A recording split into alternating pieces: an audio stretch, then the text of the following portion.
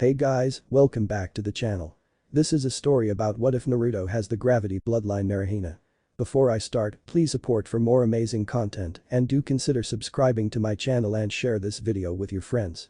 This is written by Corruptmonk and link in the description and support writer. Let's start the video. Chapter 1. A blonde-haired boy wearing a blue shirt and orange shorts was hiding in the shadows, taking extra care to hide himself from the adults looking for him because of his latest exploit, giving the Hokage monument a complete makeover, complete with makeup and a new hairdo that effectively turned them into queers. Just a normal day for one Uzumaki Naruto. He peeked out from his hiding place and noted that the assorted shinobis chasing him were no longer in the vicinity. A fox-like grin made its way to his face before disappearing with a loud pop. The lone shinobi lagging behind the chase heard the sound and decided to investigate. He didn't find anything in the dark alley except for a lonely black cat sleeping on top of an old dumpster. Line break. Naruto appeared in his living room with a loud pop before releasing a sigh of relief. Deciding to get a snack to calm his nerves, he proceeded to the kitchen, pulled out a cup of instant ramen, and filled it with hot water from a thermos. He brought it to the table and sat down to wait for the preserved noodles to be cooked to perfection. That was a nice prank you pulled, kid. You should have seen the faces of those chasing you when they saw their beloved Hokages sporting makeup and a new hairdo. A voice inside his head said, followed by a loud barking laugh which caused Naruto to grin. Believe it. Besides, those old geezers needs a new look anyway, especially Hokage Gigi. He mentally replied haughtily to the voice as he served himself some of the delectable morsel in a cup. Anyway, you're getting good with that disappearing trick of yours. Have you experimented with it? The voice asked, curious. Naruto shook his head while slurping some of the hot ramen. Nope. Not yet. Ever since it happened, I only practiced the disappearing trick. He answered the voice while slurping the remaining broth from the cup. He heard a sigh from the voice in his head. How many times do I have to tell you? It's called teleportation. The voice corrected him in an exasperated voice. Naruto just rolled his eyes since they've been debating the technique's name for a month now. Yeah, Kyuubi. Fine. Teleportation it is from now on. And to answer your question, no, I haven't experimented on anything other than teleportation.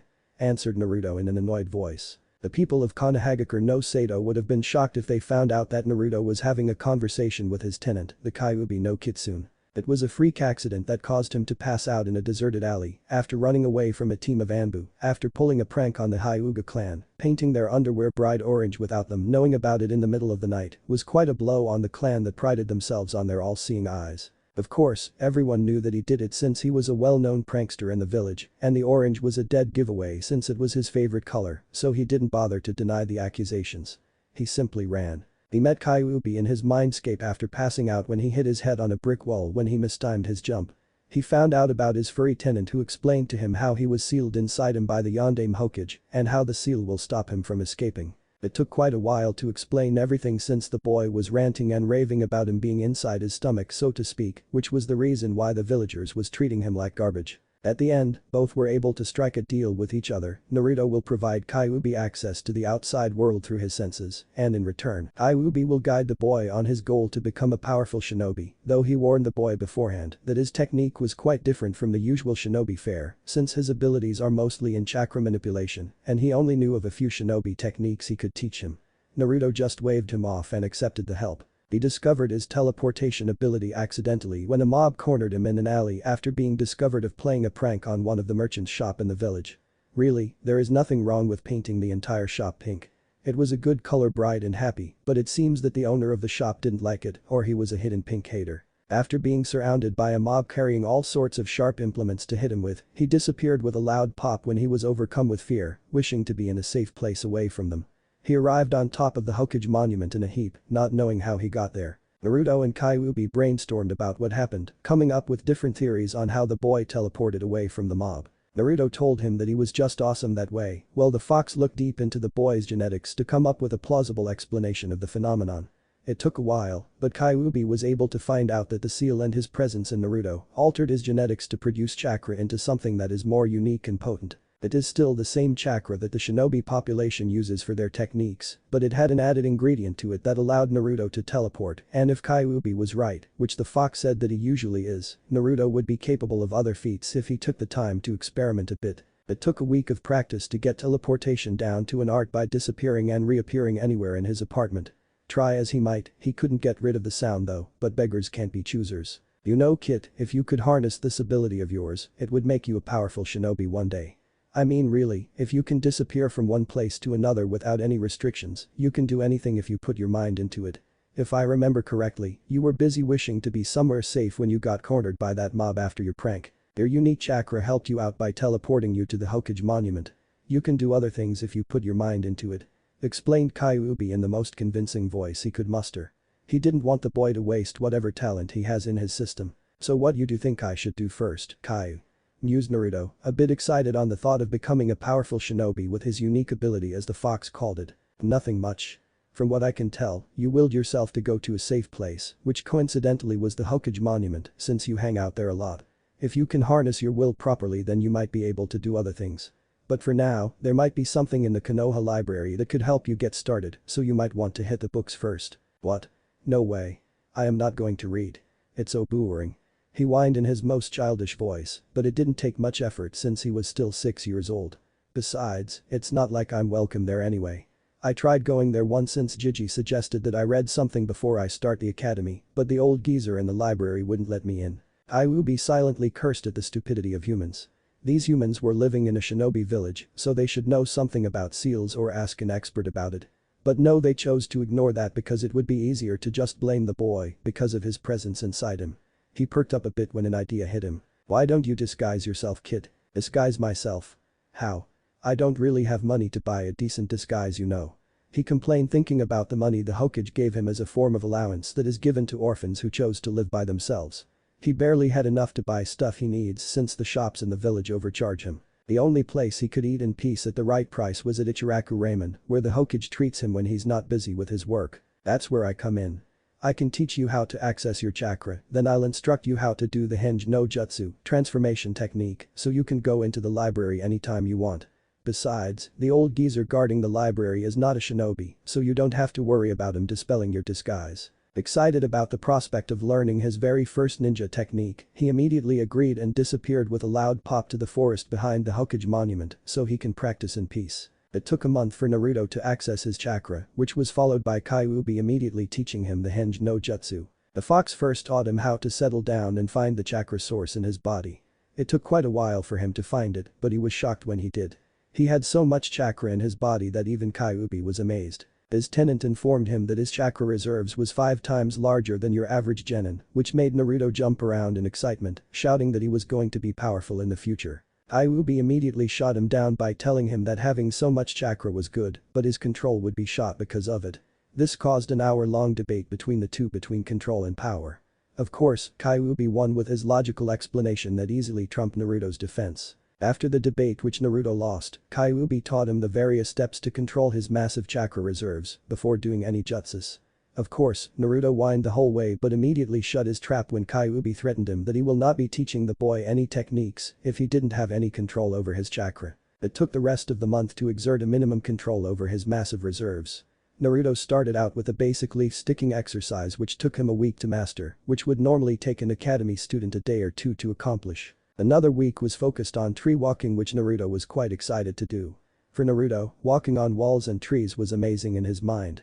Kyuubi took all this in stride since he found it funny every time his container was blasted off a tree like a rocket when he used too much chakra during the exercise. Naruto left his apartment ready to start his first mission infiltrating the Konoha library. He already mastered the Henge no Jutsu, which was too easy for him, much to the surprise of the fox. Again, Naruto told his tenant that he was just awesome that way, but the fox shot down his growing ego by telling him that it was because of him that he was able to master the jutsu easily. After all, foxes were natural shapeshifters, so the trait must have passed on to Naruto after the sealing. Naruto grumbled about that, causing Kyuubi to give him a smug look that spoke volumes. Naruto ducked into an alley behind the Konoha library and put on his disguise. He came out with a black messy hairstyle. His eyes were a light shade of green, almost jade. His trademark whiskers were gone, since it would immediately alert people that it was him sporting a new look. He also changed his facial structure to a more angular look as opposed to his original rounded face. He didn't change anything else since it wasn't necessary, so his clothes and build stayed the same. He nervously entered the library expecting the old geezer who guarded the place to kick him out. Much to his surprise, the man simply gave him a smile while saying that it was great for kids to start reading at an early age. After telling the disguised Naruto to come to him if he needed any help, he ushered him inside while telling him to have fun. Naruto and Kyuubi were inwardly laughing at how they were able to fool the old fossil. Naruto found himself in a very large room filled with bookcases crammed to the brim with scrolls and books. He knew that the Konoha library was divided into two parts, the civilian section where he was now and the shinobi section that was in the second floor of the building. Anyone can access the civilian section, but you need to have the leaf headband before you go to the more informative shinobi section, which contained regulated information that can be too dangerous for those who have no training for it. Naruto also knew that sensitive information was hidden away inside in a well-guarded room inside the Hokage Tower, close guarded the Anbu round the clock. Despite his plans to raid the shinobi scrolls and books, his plans were for naught since there was a Chunin standing guard by the stairs. He cursed his luck but decided to go through with the plan for now. He didn't know where to start, so he decided to consult the brains of the mission. "So what do you think I should look first, Kai?" Naruto asked his tenant while checking out the labels on the shelves. He was in the history section of the library where the shelves were filled to the brim with very old-looking scrolls and books. I'm not really sure." This caused Naruto to palm his face hard. "Hey, it's my first time in the library so I don't know exactly what we're looking for. However, the best place to start is to find any information on bloodline limits. Our goal is to find a bloodline that is similar to yours if ever there is one." Fine. I think those books are in the next row. Let me check it out," said Naruto while grumbling about annoying know-it-all foxes. He left the current row and walked to the next one, checking out the titles on the shelves as he walked. He stopped when he found a book entitled Bloodline Lexicon of the Elemental Countries. "This looks like a good one to start with. What do you think?" he asked his tenant while opening the book to see that the different bloodlines were sorted according to the village they were cultivated. He felt Kyuubi reading along with him. "Yep. Start reading," the fox ordered. Naruto rolled his eyes but did as instructed. 2 hours later, Naruto's eyes were watering while Kyuubi was ranting in his head that this was taking too long. "Stop, Kit. We aren't getting anywhere with this. If we keep this pace then we won't be able to experiment with your abilities until you have gray hairs. I have a plan, so I want you to go back to our clearing in the forest. I'm going to teach you something we can use to get our research done faster." Not wanting to argue with an irate fox, Naruto placed the book back on its shelf and disappeared with a loud pop back to the forest clearing where he practiced with his chakra. "So what do you want to teach me?" Naruto asked excitedly. Kyuubi rolled his eyes at his container's childish antics. "I noticed back there that reading one book at a time was taking too long, so we need reinforcements. I know one technique that we can use to speed up the process. It is called the Kage Bunshin no Jutsu, Shadow Clone Technique. I think it's classified as a Kenjutsu here in Konoha. My first container used it a lot back then, so I know how it's done." "What's so unique about this jutsu?" "I mean, it's just a clone, right?" asked Naruto, confused at what a clone technique could do with their research. "It is not your usual clone, Kit. It's classified as a forbidden technique for a reason. For one, it requires a shitload of chakra to use, but you already got that covered with your current reserves, and with me inside you then there's nothing to worry about. Next, once dispelled, the memories and experience of the clones will be transmitted back to the original, so you will learn what they learn and feel what they feel.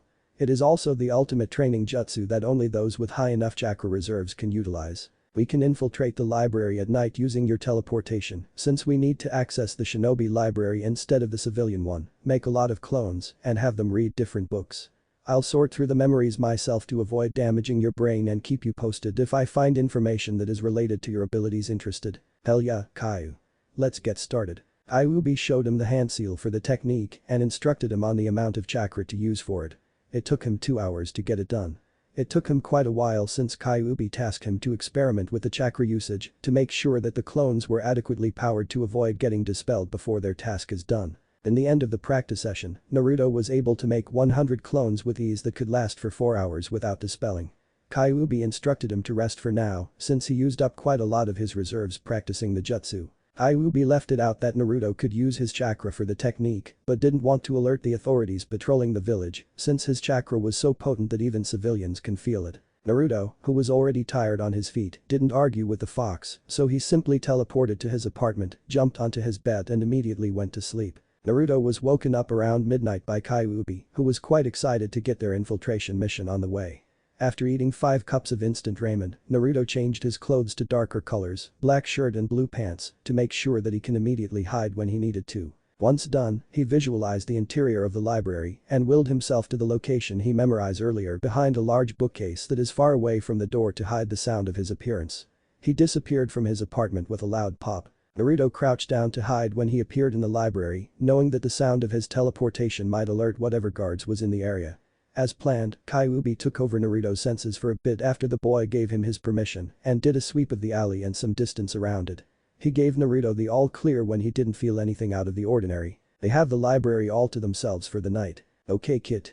No one's in the area, so make 100 of your clones as we practiced earlier, then tell them to read different books for our research.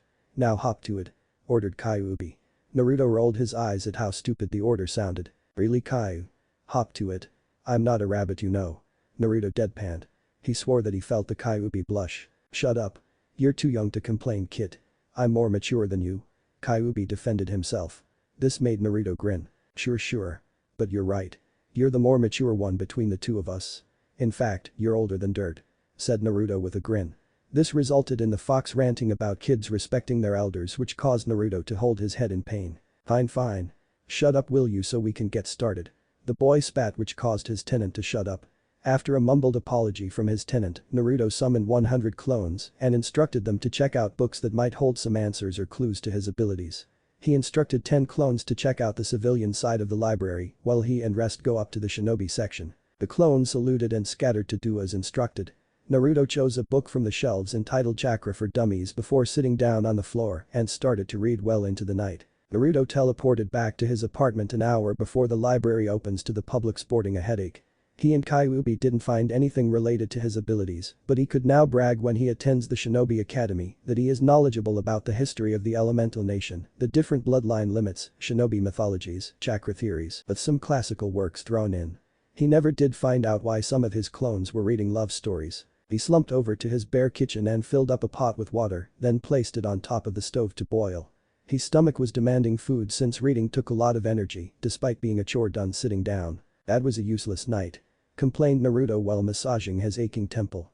He never wanted to hold another book if he can help it, but he knew that his measly wish was not possible. Stop complaining kid. There are thousands of books and scrolls in the library. You can't expect to find something about your abilities overnight. We will do this again tonight, so you might want to rest up since we are going to start early, so we have more time to check out the materials there. Said Kyuubi in a solemn voice. He was also dejected at their lack of findings, but he knew that there was still a long way to go to find what they needed about his container's abilities. Fine. You're right. But at least we got something out of it. Naruto grumbled, but a small smile made its way to his face. Reading can quite fun, especially when you find something that interests you. Remembering being engrossed in his book about different chakras and its uses in the shinobi field. True. You have to realize kid that being a ninja doesn't always equal flashy jutsus, blurring speeds, and powerful punches. Ninjas need knowledge. After all, muscles without a brain to guide them are useless. So despite the fact that we didn't get anything about your abilities, you are still learning something related to being a shinobi of the leaf. Explained Kyuubi in a sage-like voice. Naruto nodded while a thoughtful look crossed his face. Yep. I was thinking, instead of just focusing on researching about my abilities, what you say about starting my training early. I can check out some taijutsu moves and other shinobi-related materials so I can train in them. We can alternate between training and research since I still have 2 years before I go to school. He mused while pouring the boiling water into 4 cups of ramen. He got an excited nod from his tenant. That's a good idea, kid. We'll start next week since it's already Wednesday. I want you to do research until Saturday, rest on Sunday, then we can start alternating between training and research next week. How does that sound? Asked Kyuubi with mild interest, already coming up with a training schedule for his container. After all, having his container become stronger is only right since he is the strongest of the tailed beasts. Gotcha. Now let me eat in peace so I can go to bed. We have a long night tonight. Said Naruto as he inhaled the ramen as fast as he could, since bed sounds very good right now. Equals time skip. 1 year, Naruto age. 7 equals. It's been a year since Naruto started infiltrating Konoha Library and is becoming a nighttime tenant of the place. He tried learning everything he could while researching on his abilities. They didn't get any solid facts out of their research, but Kyuubi was able to theorize that Naruto's abilities was the first in the elemental nations, which made his host excited. It was similar to a bloodline, but they can't say anything more since they lack the evidence to back it up. During a year of reading and research, Naruto was able to accomplish 2 things. 1. He was able to learn the art of meditation since Kyuubi told him that his ability seems to reflect his mind. Using the first instance Naruto teleported as an example. To ready Naruto for future experimentation, Kyuubi ordered his container to look for books on meditation to help him use his mind better. So while his clones were reading and researching, Naruto proceeded to meditate with Kyuubi guiding him all the way. It took him a week before he was able to control his muscles enough to relax due to having too much energy to stay put.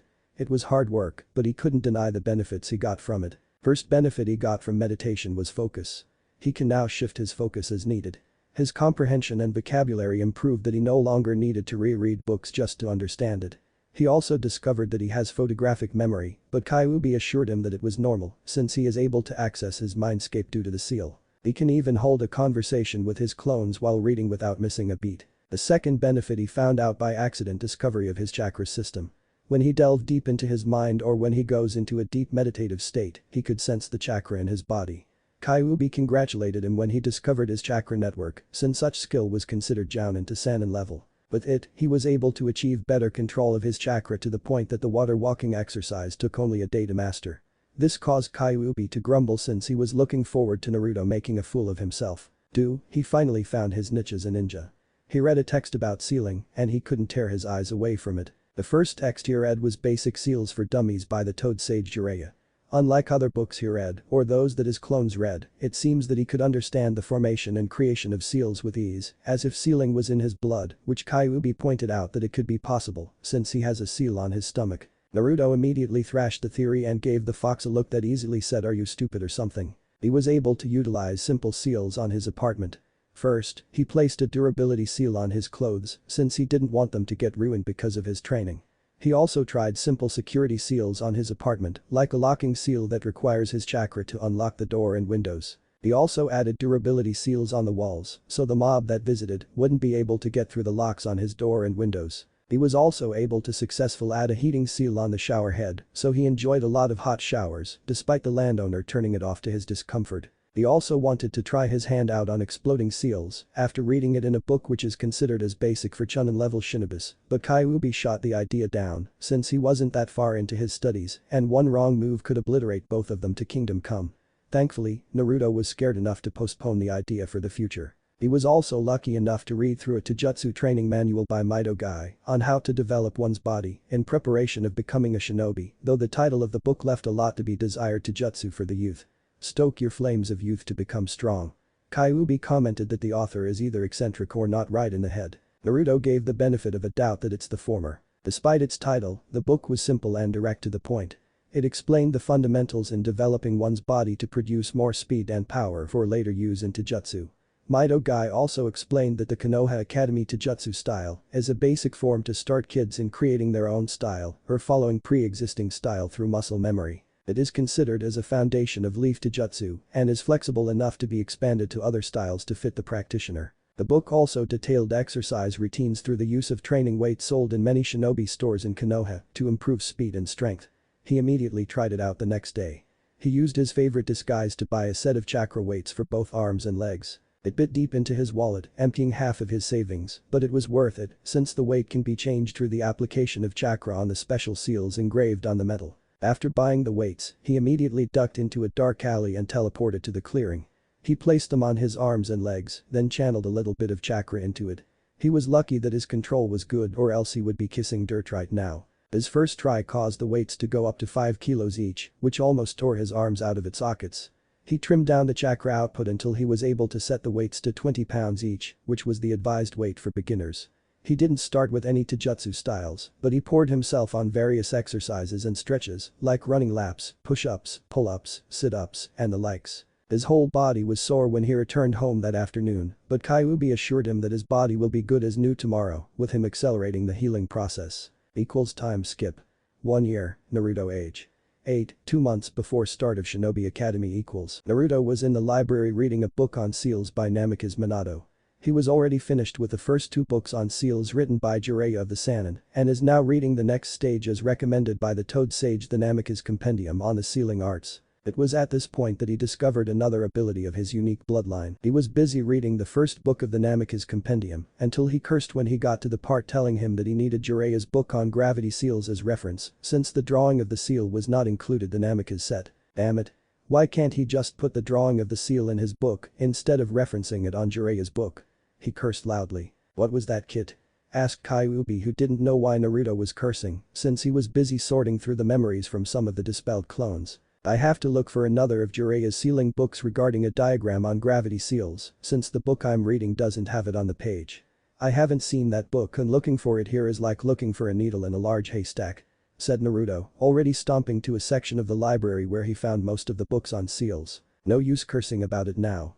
Just look for it," Kyuubi said in a distracted tone, going back to the clone's memories. "Fine," grumbled Naruto as he checked out the shelves containing most of the books and scrolls on seals. After an hour of searching, Naruto was fuming since he really wanted to know how gravity seal works, since the book explained that it trained the body by adding more resistance to it as opposed to weights. He was silently cursing while mentally thinking of the title of the book as he searched the shelves. He didn't notice the book flying at him from one of the far shelves until it hit him on the side of the head, which caused him to fall on the floor in a daze. "What in the hell was that?" shouted Naruto as he massaged the side of his head which was now sporting a sizable lump. "I don't know, but there was a surge here in your chakra coils before you got hit." "What hit you anyway?" asked Kyuubi while investigating Naruto's coils for abnormalities as he subconsciously sent some of his healing chakra to the bump on Naruto's head, effectively reducing the swelling until it was nothing but a memory. "How should I know? I was just checking out the shelves for Jiraiya's book before something hit me," he grumbled. He stood up, but not before seeing a book in front of him. There it was. Jiraiya's book. "What in the world is that book doing there? It wasn't there before," he demanded as he pointed at the book as if demanding it to explain its sudden appearance. "Don't know. But it's there now, so why are you complaining?" said Kyuubi in monotone, but he was excited at what happened, though he didn't want to show it to Naruto to get his hopes up. "Did it ever occur to you that this is strange?" he said to his tenant while picking up the book. No wonder his head felt painful. It was a very big book and all of it is about gravity seals. "I know this book is not in this shelf or in this section, and from the way it hit me, it should have come from somewhere over there." He looked over to a group of his clones in the same lane as he was. "Hey guys. Did you throw this book at me?" he shouted at the clones while waving said book in front of him. One of the clones shook his head before going back to his reading. "No boss. None of us did. We were busy reading," he said in a disinterested voice while the others with him just nodded their head, not taking their eyes off from their respective books. This caused Naruto to sweat drop. When in the world did his clones act like that, so focused, so cold? This caused Kyuubi's ears to perk up in interest. He pulled up the memory of Naruto checking out the shelves for Jiraiya's book and concentrated on everything in it. From the looks of it, his container was concentrating on a particular book before the pain. "So it must be it. I want you to try something for me," Kyuubi asked with a lot of excitement in his voice. "What is it, Kyu?" he asked mentally, confused why his tenant was excited all of a sudden. "See that book that your clone is reading?" Naruto nodded. "Good, I want you to focus on it and call it to you." This caused Naruto to give the fox a look that spoke volumes. "Are you smoking something in there?" deadpanned Naruto. "If you are, then I suggest you get rid of it." This got him a growl from his tenant. "Shut up and just do it. I need to prove something before we can move on." "Fine. Shut up so I can concentrate, stupid fox," grumbled Naruto. He concentrated on the book his clone was reading and called it to him. After 5 minutes of concentrating, he tried another tactic. He noticed the book title and focused again. This time, the book slipped out of the clone's hands to the floor. The clone looked at that book as if it was something else. This shocked both Naruto and Kyuubi. He tried again, this time putting all his concentration on the task. He visualized the book, title and all, flying towards him. He felt a surge in his chakra, then the book flew from the floor where the clone was about to retrieve it towards him, luckily catching the literary projectile before it could hit him. "What in the world was that?" shouted Naruto, catching the attention of all the clones in the library. "Hey boss. I'm not done with it yet," whined the clone that missed grabbing the book when it flew towards its creator, while the rest was alternately looking at said book in Naruto's hand and the whining clone. "Shut up. Instead of worrying about that book, you should be worried how I got it in the first place," shouted Naruto in a voice mixed with awe and excitement. "Kyuubi, any idea what happened?" "I do. It seems we have found a key to your abilities kit." "Key? What do you mean?"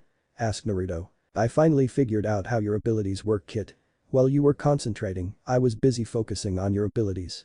It seems that your bloodline reacts with focus, intent, and visualization thrown in for good measure. You focused on the book to come at you but it didn't. Then you tried it again using the title of the book. Still didn't work, but it got you some results. But when you visualized the book coming to you, it did. It is similar to how you teleported for the first time. You were thinking about the Hokage monument at that time and you subconsciously channeled your chakra causing you to teleport yourself there. You usually think of the place and will yourself there, your chakra automatically following what you want it to do," explained Kyuubi. "Again, what does it mean? What difference is it when you say I willed it to happen?" asked an exasperated Naruto.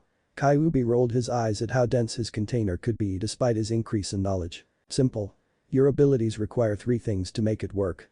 You need to focus on what you want to happen, then you visualize what you want to happen, then lastly, will your chakra to let it happen. Try it so we can prove that theory. Kyuubi explained as patiently as he could since he wanted to start the experimentation. Excited to try it out, Naruto looked around for something he could experiment on. He saw a book on Genjutsu that he discarded earlier and focused on it.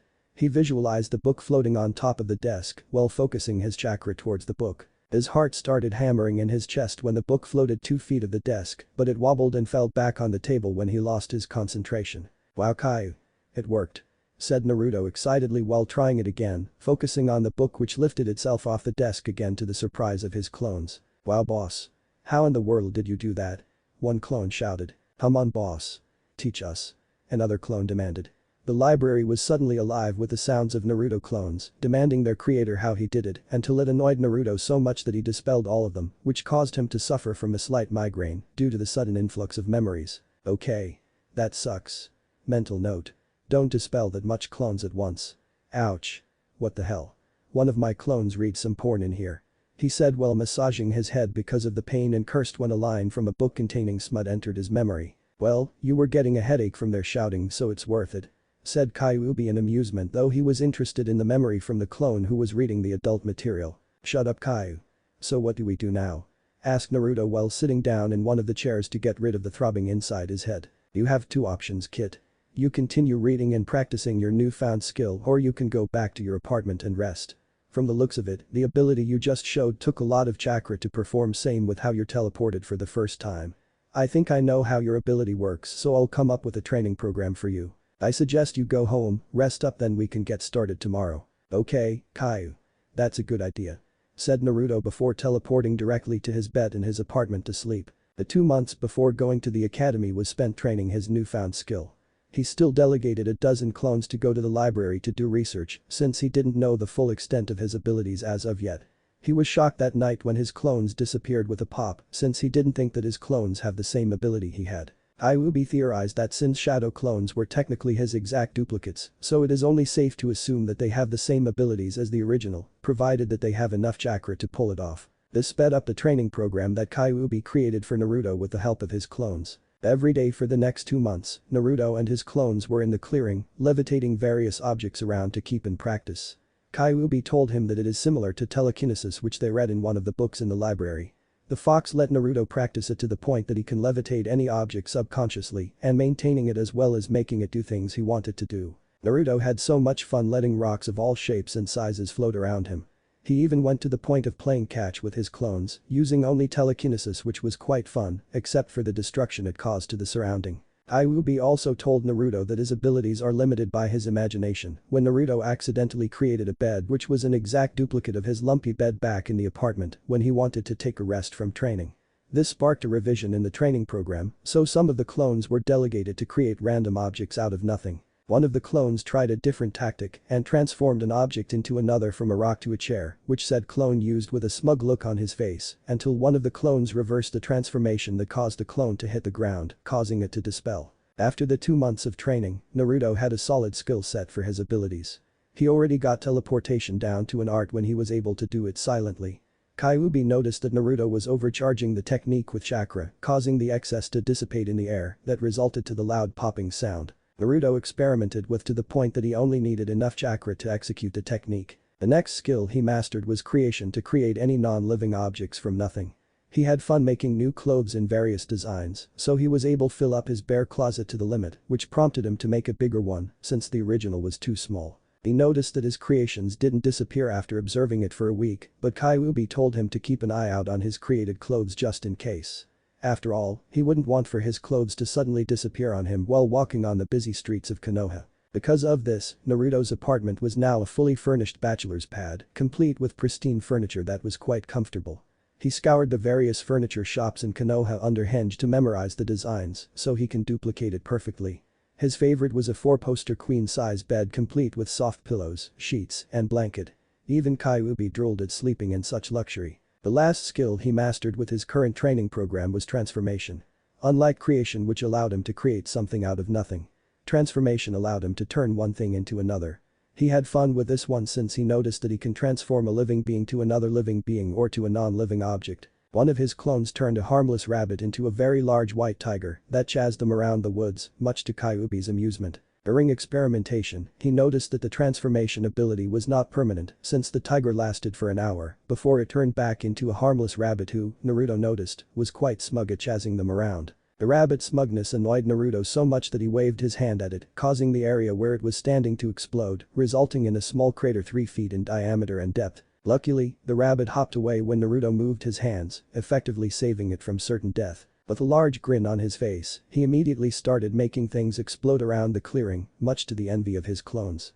Annoyed at the constant whining that they want to make things explode too, he created another clone, then dispelled it, causing its current memories to be distributed to the others. More explosions followed, causing the clearing to expand in size, with lots of felled wood for more practice on transformation. Naruto and Kyuubi also noticed that he cannot transform or create something that he didn't know about, which was a result of making a plastic kunai. Naruto was aiming for a real kunai, but he didn't know metal that well, so he accidentally ended up with plastic. His ramen cups were plastic, so he is quite familiar with them. This caused Naruto to make a dozen clones disguised as civilians to read up on subjects involving chemistry and metals. Kyuubi instructed him to add more clones to their nighttime research to raid the civilian section of the library for basic information. Once he got a solid grounding on his abilities, Kyuubi advised Naruto to let the clones practice and discover more of his abilities, while he the original focus more on physical training. His current weights were now at 50 pounds each, totaling to 200 pounds on his person. His exercise for 2 years yielded great results. He was now 4'0", which was quite tall for an 8-year-old and is devoid of any body fat thanks to his training.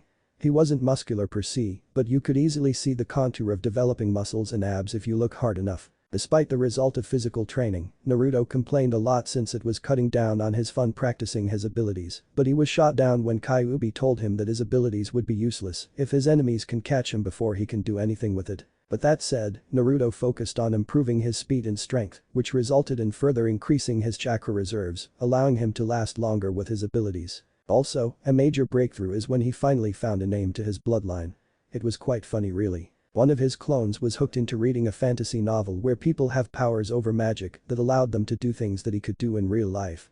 Both he and Kyuubi realized its potential as added fuel for experimentation, immediately created a batch of clones to read similar books in the library. The two were salivating at the possibility of throwing fireballs, creating ice attacks, calling down lightning, drowning enemies in torrents of water, and other elemental abilities through the bloodline. In the end, they decided to call Naruto's ability chakra magic, thanks to the fantasy books that opened his eyes to more of his potential abilities. It was 5 days before the start of the academy that Naruto was practicing making fire out of his magic.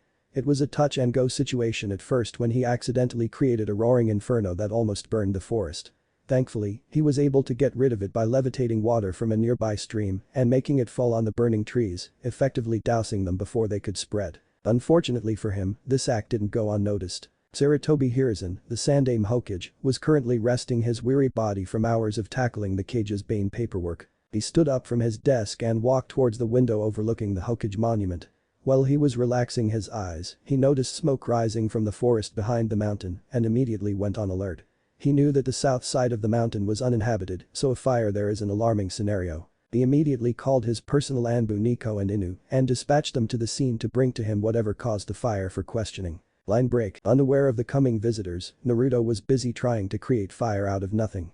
His first experiment allowed him to tone down the amount of chakra he was using to fuel his creation, so he started with small bursts to avoid setting a forest fire. He was a bit successful when he created a marble-sized flame floating in front of him and slowly feeding it with more chakra to increase its size.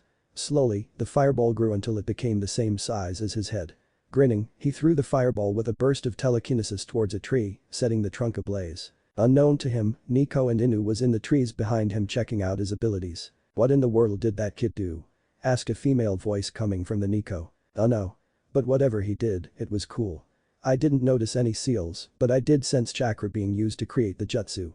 Wait, there he goes again," said Inu when Naruto tried again, this time, making a fireball the size of his head and throwing it at the same tree which obliterated part of the bark into ash. With speed that amazed the two Anbu, a grinning Naruto created 5 fireballs of the same size around him, floating in midair, and flung his right arm out pointing towards the tree.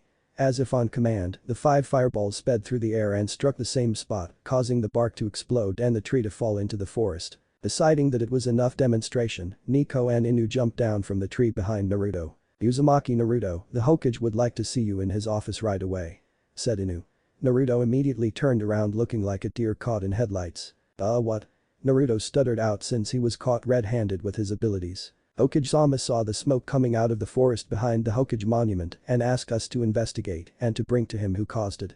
We saw you demonstrating your abilities, so it is only reasonable that you were the one who caused it," said Neku. "Kyuubi, what should I do?" Naruto mentally shouted to his tenant. "There's nothing we can do, kid. You're caught red-handed.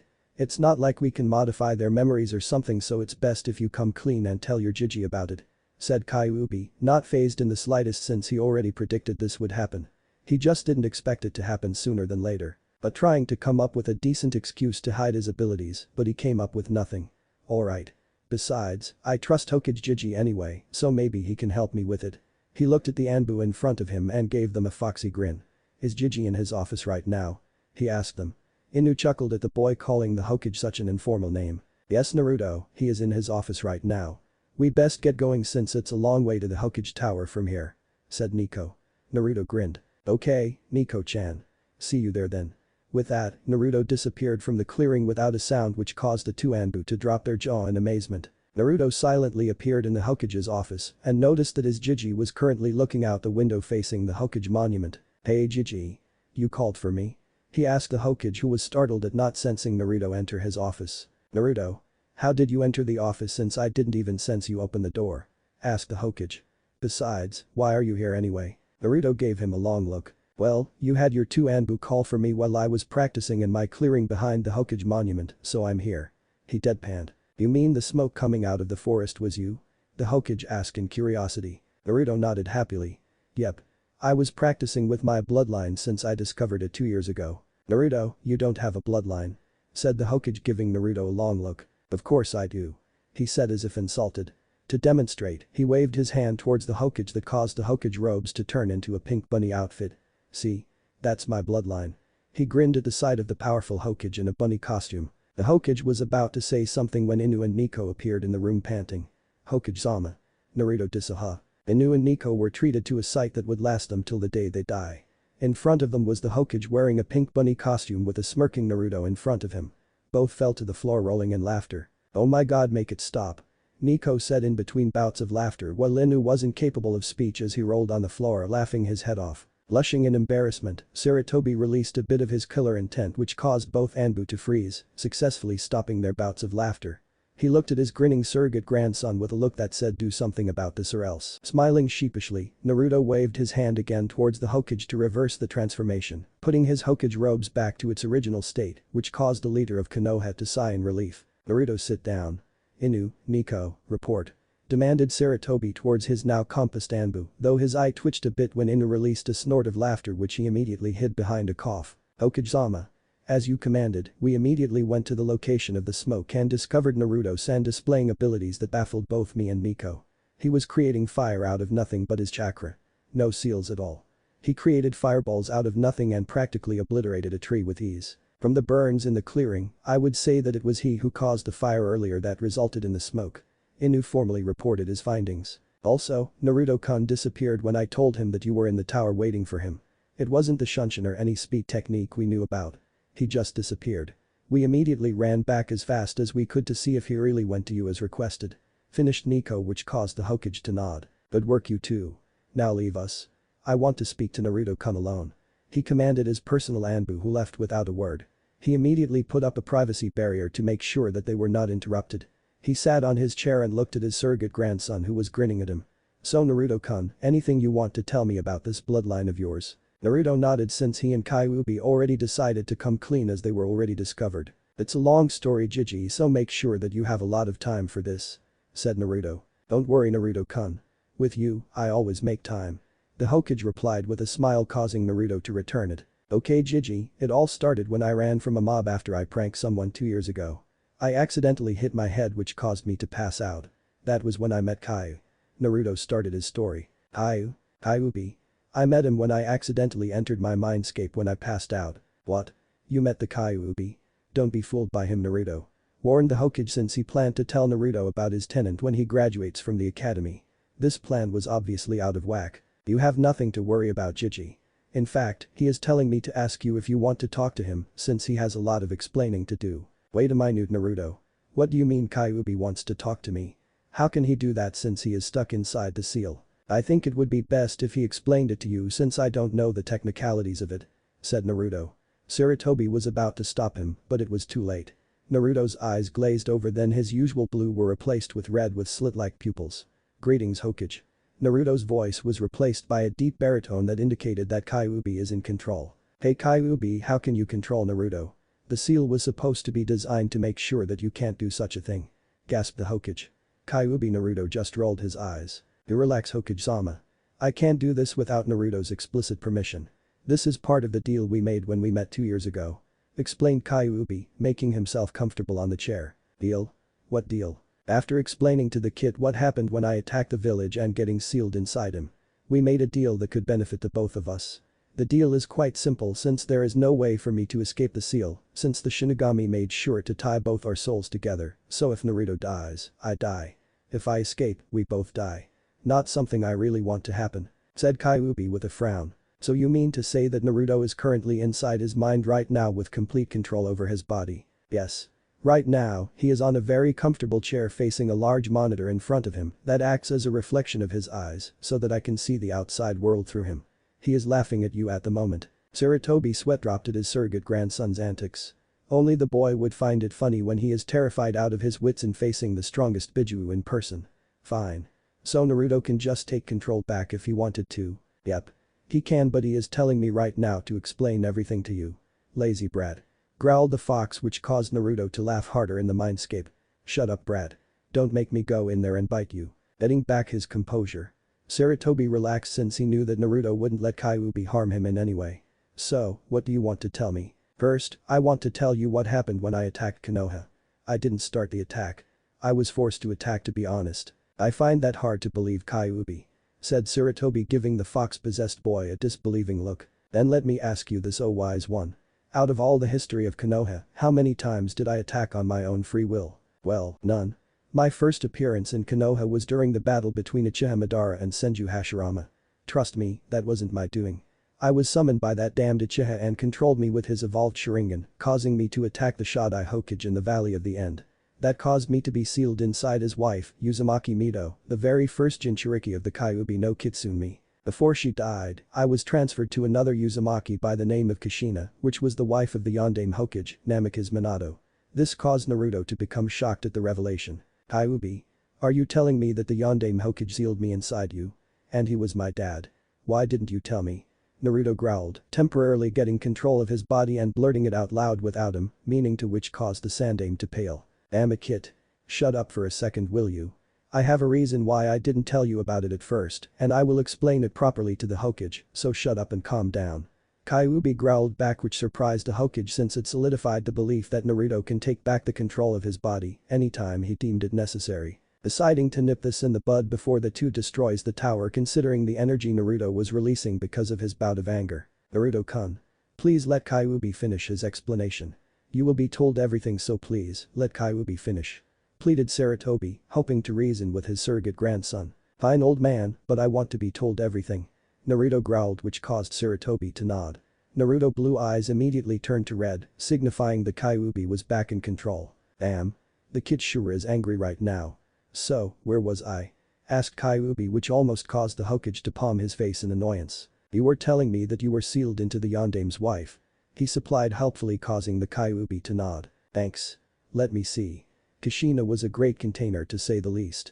We have similar conversations like what me and Naruto is doing right now, but it was a bit muted since the seal was quite different. Anyway, during Kushina's pregnancy, the seal was weakened since most of Kushina's power was focused on childbirth. If I remember it, when I was inside, you and the Yondaime was powering the seal to keep me inside, correct?" This got a nod from Sarutobi. "When Naruto was born, you left afterwards so you didn't witness Uchiha Madara attack Kushina, with the Yondaime not being able to do anything since he was using Naruto as a shield. With his power, he yanked me out of the seal that caused me to reappear outside Konoha. While I was disoriented from the release, Madara placed a powerful Jinjutsu on me that caused me to go on a rampage again. I think you already know what happened afterwards. I was sealed again into Naruto. But this time, the seal was more powerful and more complex due to the Shinigami's interference. The seal tied Naruto and my soul together to form a bond. I can't do anything to Naruto without his express condition, and he can use my chakra at will. However, my chakra has a negative effect on humans due to incompatibility. Using too much of my power before he is ready will cause him to go berserk. I see. A lot of things questions came to light with your explanation. Now tell me this deal that you made with Naruto-kun. The deal is simple. By giving me access to the outside world through his senses, I will allow him safe control over my chakra, controlling it from the inside so he won't go berserk and limiting it to what he can handle, though I doubt he would need it considering the abilities he have because of his bloodline. Anyway, the deal allows me to see, feel, hear, and smell the outside world through Naruto, and in turn, I will teach him what I know, so he will become a formidable shinobi in the future. Interesting. Both parties benefits equally from the deal to the most of their abilities. Now tell me, from Naruto-kun's outburst earlier, why you didn't tell him about his parents. He asked curiously, wanting to know the demon's reason on the matter. Simple. Naruto wasn't ready to deal with it yet. Shut up Naruto, let me finish. Anyway, if I tell him about his parents 2 years ago, then he will be sure to shout or blurt it out needlessly since he wasn't mentally and emotionally ready back then. From what I experienced from Kushina, I understand that the Yonde made a lot of enemies, especially Iwa and Kumo. If they find out through their spies or rumors that the son of the Yondaime is alive, then Naruto would be swamped with assassination attempts. I can easily heal his injuries, but even my powers cannot protect him from death. I see. It is similar to my reasons for hiding things from you Naruto-kun. I created a law after the sealing, an S-class secret that results in death if not followed, that everyone is not allowed to mention that you are the Jinchuriki of the Kyuubi to the younger generation, to give you some chance to make friends. I know the old generation would never look at you as a normal citizen of Konoha, so I made that law to ensure that the younger generation will grant you a chance to make bonds of friendship and trust. As an added insurance to ensure your safety, I withheld the information regarding your parentage to protect you from your father and mother's enemies. The room was silent as Naruto, who was currently in his mindscape, digested the information revealed to him. He grudgingly agreed with Kyuubi and his Jiji's reasoning in keeping it a secret. If his mind wasn't properly trained through the research, studies, and meditation that he experienced for the past 2 years, then he was sure that he wouldn't have the necessary maturity to keep a secret for his safety. He took control of his body, which was quite obvious when his eyes turned back to its shade of blue. He took in a deep breath to calm himself down. He looked at his surrogate grandfather with a smile. No sweat Jiji. Thanks for making me understand. You and Kyuubi were right. I wouldn't have been able to keep it a secret and that would have compromised my safety. So thank you again. Said Naruto in a soft voice, but the Hokage was able to discern the sincerity behind the blonde's declaration. No problem Naruto-kun. I always have your best intention at heart despite the fact that some of my decisions have hurt you in the past. Now, please tell me how you made me the laughingstock in front of my Anbu bodyguards. He said this with a glint in his eyes that made Naruto and Kyuubi gulp. Chapter 02. Previously on Uzumaki Naruto. Konoha's wizard. The room was silent as Naruto, who was currently in his mindscape, digested the information revealed to him. He grudgingly agreed with Kyuubi and his Jiji's reasoning in keeping it a secret. If his mind wasn't properly trained through the research, studies, and meditation that he experienced for the past 2 years, then he was sure that he wouldn't have the necessary maturity to keep a secret for his safety. He took control of his body, which was quite obvious when his eyes turned back to its shade of blue. He took in a deep breath to calm himself down. He looked at his surrogate grandfather with a smile. No sweat Jiji. Thanks for making me understand. You and Kyuubi were right. I wouldn't have been able to keep it a secret and that would have compromised my safety. So thank you again. Said Naruto in a soft voice, but the Hokage was able to discern the sincerity behind the blonde's declaration. No problem Naruto-kun. I always have your best intention at heart despite the fact that some of my decisions have hurt you in the past. Now, please tell me how you made me the laughingstock in front of my Anbu bodyguards. He said this with a glint in his eyes that made Naruto and Kyuubi gulp. It's my bloodline. Stuttered Naruto while cursing his tenant since the fox went back into the seal to protect itself from the coming interrogation. Traitor. He growled to his tenant. It's every fox for himself, Kit. Good luck. Said Kyuubi in a serene voice before cutting off the mental link between the two. The silence in his mindscape told him that the fox was deep inside his mind, inaccessible at the moment. He cursed some more. Unaware of the internal dialogue going on between the Biju and its container, Sarutobi pinned Naruto to his seat with a piercing glare. I know it's a bloodline, Naruto-kun. You made that fact perfectly clear when you turned my robes into a pink rabbit. What I want to know is how you did it. He asked in an ominous tone that made Blonde shiver in fear. Jiji. Have you ever heard of magic? Asked a very nervous Naruto. Sarutobi looked at the boy as if he was crazy but answered all the same. No, Naruto-kun. There is no such thing as magic. Magic is in the realm of fantasy, not reality. Stated the Hokage as if talking to a child. Well, the best way to explain is to start at the beginning. Naruto explained the incident where he discovered how to teleport and his discussion with Kyuubi regarding the unique addition to his regular chakra. He explained that Kyuubi theorized that his chakra allowed him to actually bend reality to his will, allowing him to do feats that ordinary shinobi doesn't. He outlined the nighttime research in the Konoha library, which surprised the Hokage since there were no reports of intrusions for the past 2 years. The blonde also described how he was able to call a book out of nowhere despite the fact that he didn't know where it was. After discovering the key to his ability thanks to Kyuubi, he started a training program with his tenant's guidance to discover the extent of his bloodline and to discover new ways to harness it. Lastly, Naruto explained to the Hokage that his ability seems to be similar to how magicians, wizards, mages and sorcerers practice their abilities in fantasy books, so he decided to emulate them. He was quite excited telling the Hokage the name of his unique bloodline limit chakra magic, which caused the old leader to sweat drop at the childish decision. Sarutobi started rubbing his temples in exasperation, feeling a migraine coming due to Naruto's explanation of his abilities which he found to be quite impossible. So let me get this straight, Naruto. You can teleport anywhere as long as you've been there before. You can move objects using your mind alone. You can create things out of nothing. You can transform things into living things, like the white tiger you created in the forest that chased you around. And finally, you can perform elemental attacks without the need of seals. Oh, not to forget that Kyuubi taught you Kage Bunshin, since he already learned it from Mito-sama. Did I leave anything out? Naruto shook his head in negative. You got it right, Jiji, though I'm quite sure that there is more to my bloodline since Kyuubi told me that my limit is my own imagination. Said Naruto, confirming everything the Hokage listed down as a partial list of his abilities. Said Hokage, however, was eyeing Naruto with a look that clearly said that he didn't believe that the boy was capable of all those things. You don't believe me, do you? He asked with an eyebrow raised. The Hokage shook his head. I find it unbelievable, Naruto-kun. Powers like that don't exist. New bloodlines don't just appear out of the blue. Said Sarutobi in a solemn voice. Naruto didn't say anything, but just gave the Hokage a grin that sent shivers down his old spine. Are you sure, Jiji? He asked while rubbing his hands together in anticipation. Despite his better judgment, Sarutobi answered in a way that doomed him. Yes. I'm sure that you're just making things up. Naruto immediately teleported from the chair to appear just in front of the door, making sure that the old Hokage won't be able to escape his demonstration. Okay, Jiji.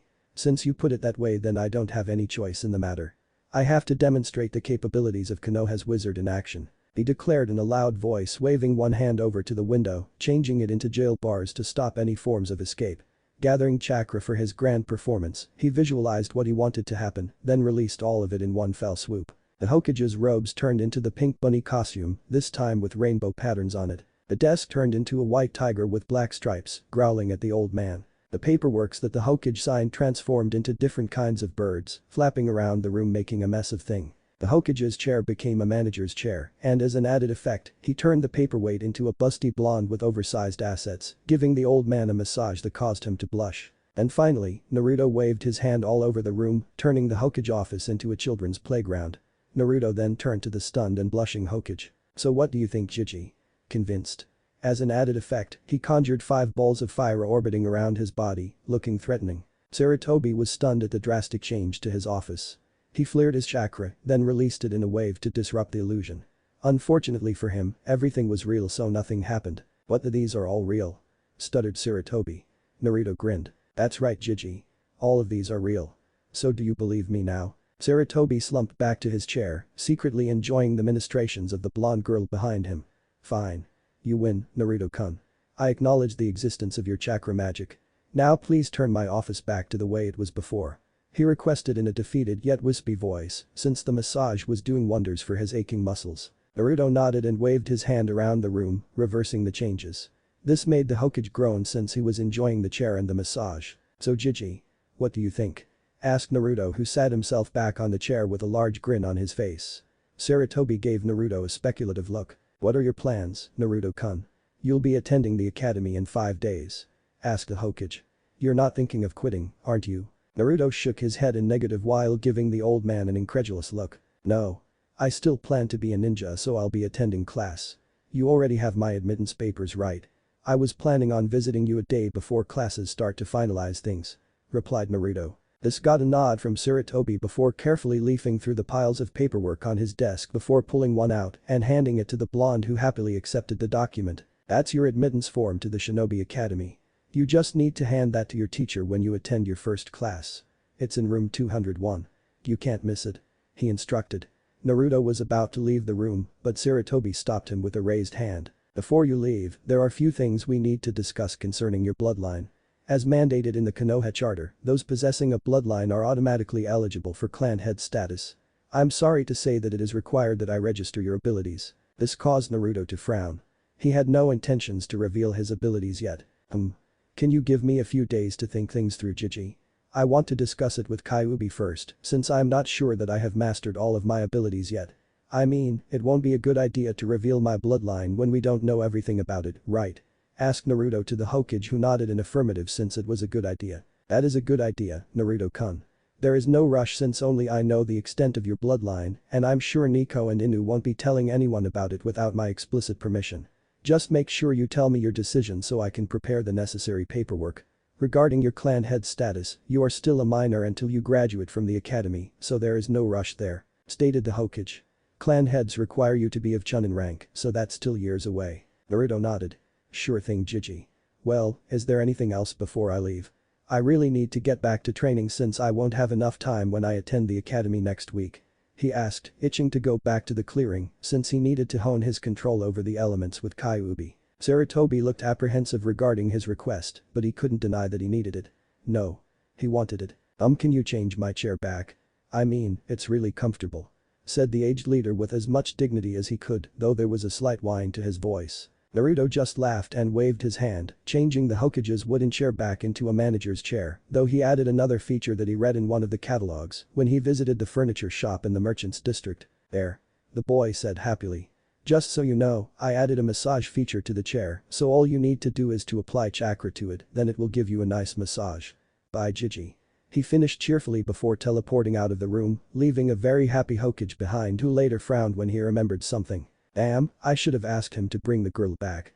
Oh well.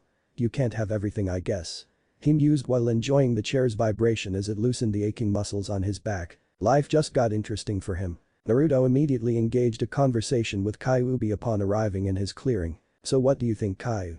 Naruto asked his tenant. "With what? The clan head thing?" Kyuubi asked since he was listening to his container's conversation with his surrogate grandfather. "Not really. I'm not that interested in the clan head status since I'm still too young to think about that. However, I'm more concerned about having to reveal my bloodline to everyone. I'm not sure how people will take it. After all, I'm not really that popular in the village, so telling them I have these abilities might not be well received by the public," stated Naruto with a frown on his face. "There's nothing we can do about that, kid. Maybe we can make a deal with the Hokage to keep it a secret until you graduate from the academy," said Kyuubi. "Speaking of academy, what are you planning to do with your training schedule? Since you will be spending most of the day in school, you won't have time to explore your abilities." "I'm not really sure, Kyu. I mean, I'm really excited in attending the academy, but I also want to explore my abilities more. I'm pretty sure that what I can do now is only the tip of the iceberg, so to speak." "True. To be honest, I already came up with a plan, but it might drain you for a few hours before you're up for training again." "What do you have in mind?" asked Naruto, interested in what the Bijuu got in store for him. Since the 2 years, Naruto gained a healthy respect of the Kyuubi's help and put great pains to listen to its advice. "We can always send a reinforced cage bunchen to the academy. But this time, you'll be adding a bit of my chakra into it to make sure it won't get dispelled easily. Besides, I can teach you what you'll be learning in the academy anyway, so you're just going to attend for the sake of graduating, since there's no way for you to join the shinobi ranks without their recommendation." "That is a good idea, Kyu. But don't you think we should run this by Jiji? I mean, he should know, right? You think he wouldn't find out? If I know that old man very well, and I do, he will be keeping an eye on you since your abilities are quite unique," explained the fox. "You do have a point there. So let's stick with that plan then," declared Naruto before creating clones to practice more of his chakra magic. Despite their original plan, Naruto decided to attend the first day of the academy on his own instead of sending a clone in his place. He woke up early on the first day of the academy and created a clone to make breakfast before hitting the showers. He didn't bother to wear anything fancy since there is really no point in impressing his instructors. He wore a simple dark blue shirt and black cargo pants. He didn't bother to bring anything else since he can create anything if he need to. After a delicious breakfast of eggs, bread, and milk, since Kyuubi hammered it down his throat that eating only ramen wasn't a good idea. At first, Naruto refused to follow orders, but immediately relented when the fox told him that he was short because he didn't get enough nutrients to promote growth. His chakra can only do so much to support him after all. Noticing that he still have an hour before the academy starts, Naruto decided to go there early so he can pick good seats, as well as observing his classmates before classes starts.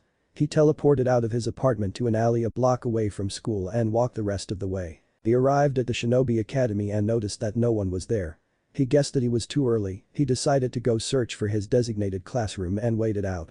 It didn't take him long to find room 201 since it was the first room on the second floor of the building.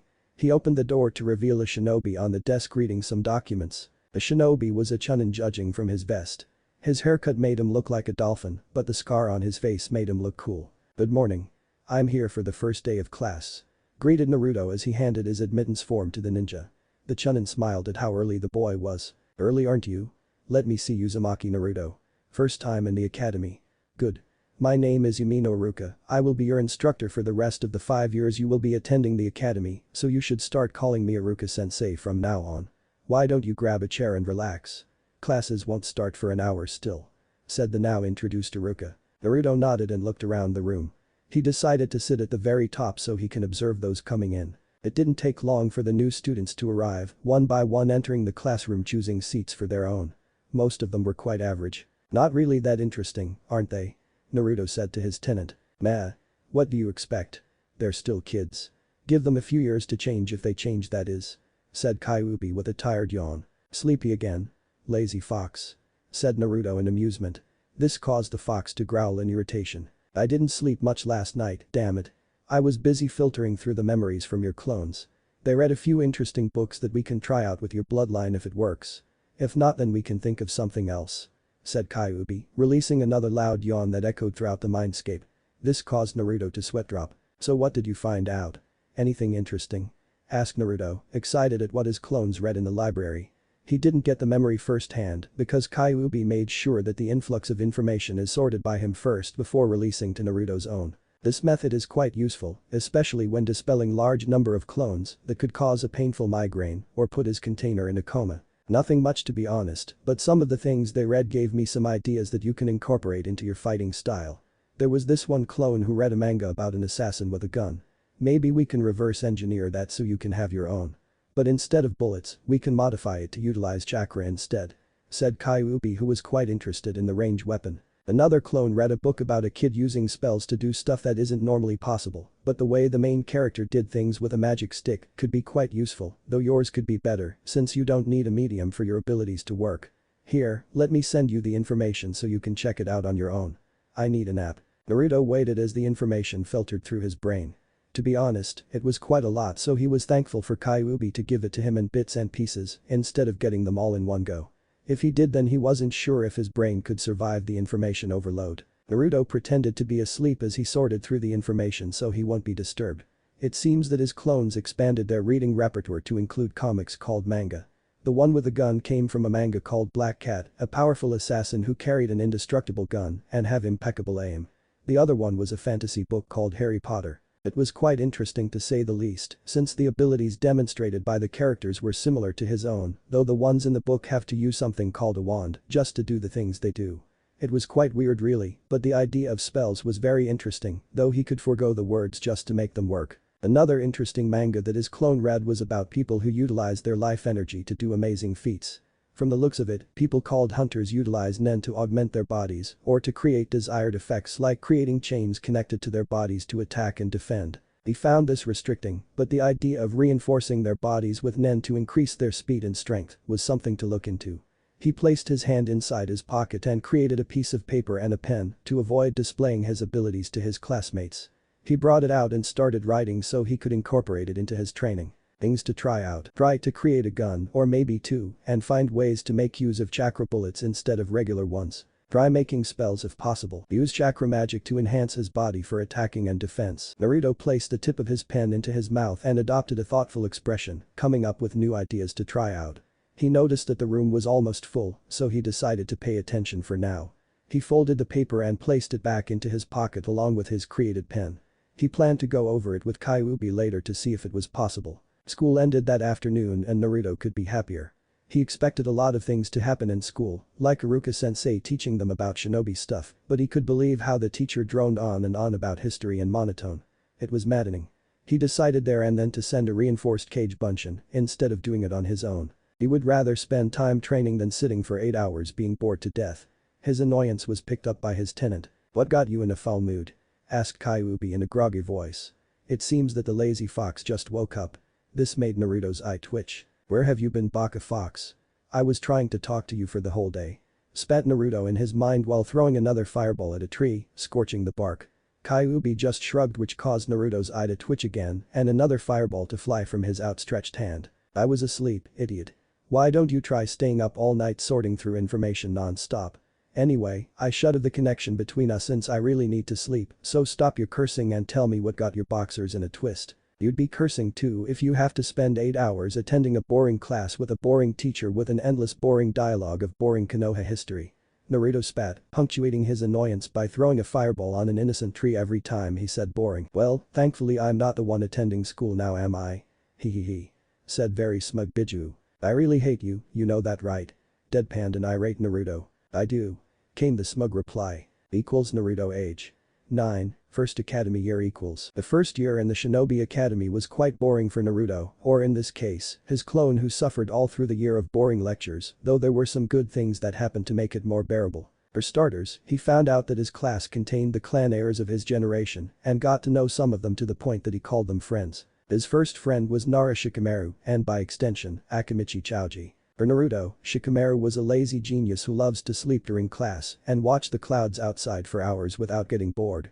But behind the lazy exterior is a mind of a genius, especially when they play shogi.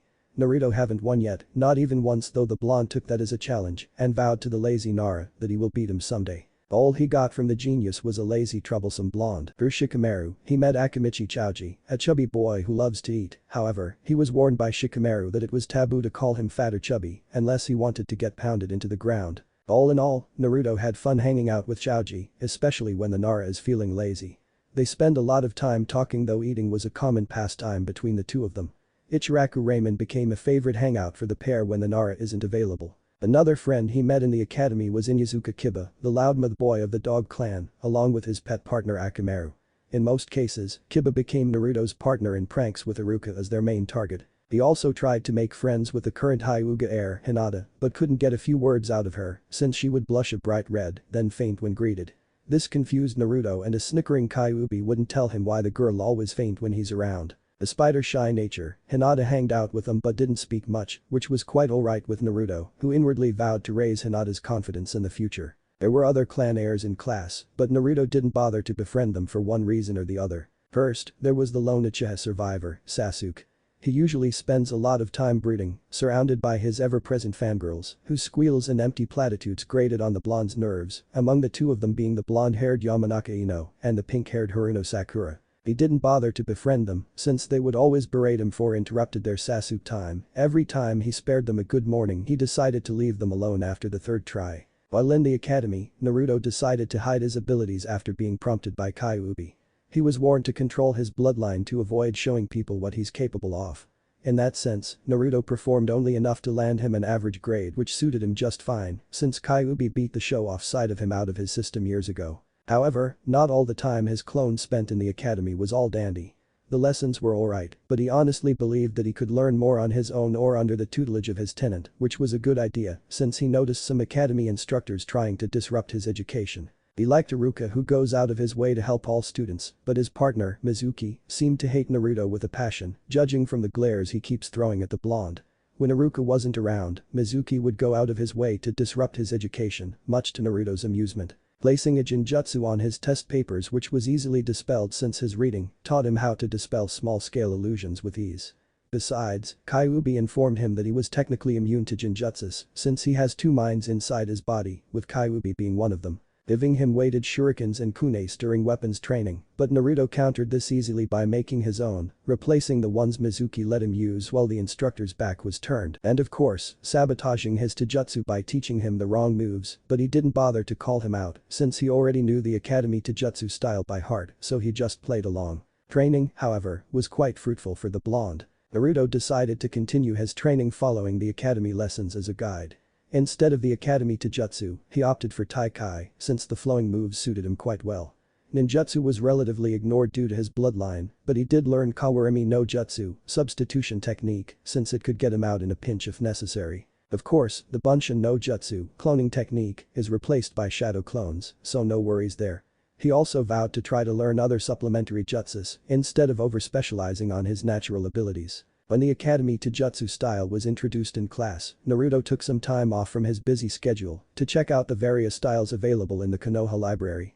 He found Taikai amongst the dusty tomes in the taijutsu section and was amazed that such a powerful style was forgotten by the shinobi populace. He read from the scroll that Taikai was supposed to be a form of relaxing exercise, using flowing moves in sync with your breathing. However, the scroll mentioned that these moves can be used as a devastating dance of defense and offense when practiced to perfection. He immediately dived into the katas with gusto. Along with his taijutsu training, Naruto didn't forget to continue his physical workout. His weight was now at 70 pounds each, that totaled to 280 pounds. He decided to take it slow since he still have 4 more years to get used to it, though he decided to continue wearing weights while doing missions to further improve his strength. According to Mido Guy's training regimen, he will be able to utilize up to 4,000 pounds of weights easily in a few years, but he didn't want to turn bulky. His style is more on speed and agility anyways, so this was no loss, but improving his strength slightly didn't hurt. Of course, Naruto and Kyuubi spent a lot of time practicing with his bloodline to discover various techniques that would be quite useful in the future. Thanks to his physical training regimen, his reserves increased by a large margin, making sure that he can throw his spells without having to worry about getting drained on the field. Kyuubi suggested that he might want to utilize his chakra since it was more powerful than a human, but they decided to postpone that since it could be hazardous instead of beneficial. In terms of training his bloodline, Naruto delegated his clones with a list of abilities he wanted them to try out, while he himself focused on taijutsu and seals. Speaking of which, Naruto was able to finish all the books on the Namikaze set but didn't put them into practice as of yet. According to the book, memorizing already discovered seals is never a work of a master, but more of a copycat. So Naruto spent most of his time dissecting the seals and learning each part that made up the whole thing, so he can come up with new ones on his own. Right now, his work on seals concentrated more on his plans of incorporating range weapons into his armory, 2 guns with similar designs to the protagonist of Black Cat. Instead of bullets and gunpowder, Kyuubi theorized that Naruto can utilize seals to let the gun absorb his already potent chakra, with another set of seals to mold it into a solid construct resembling a bullet, and another seal to launch it. So far, Naruto is still in the planning phase since he is still an amateur on sealing. In regards to his bloodline, Naruto already mastered creation and transformation, with only his imagination limiting his ability and mixed it with elemental manipulation. He first started out with fire since he already knew how to create them using his abilities alone. However, transforming them into another shape aside from the usual fireball was a bit harder and requires a lot of concentration to master. However, the most important discovery was the creation of the chakra shield. The idea sprouted when Naruto and Kyuubi was talking about the use of the Bijuu's chakra. The idea was first realized when Kyuubi informed Naruto that use of the first stage of his chakra allowed the formation of a cloak that will cover him from head to toe and taking on a fox-like appearance, complete with a tail and a pair of ears. The chakra will solidify around his body to protect him from attacks, as well as being able to manipulate the cloak to attack. Using the fox cloak as a basis, Naruto pushed out his special chakra from his body and slowly manipulated it to form a sphere surrounding him. It took a week to fully solidify the shield, and the first time he asked a clone to attack him with a fireball almost burned him since he was able to duck in time when it pierced the construct. It popped quite easily like that of a balloon. In the end, Kyuubi solved the problem by suggesting that he add more chakra to the shield and condensing it more to withstand attacks.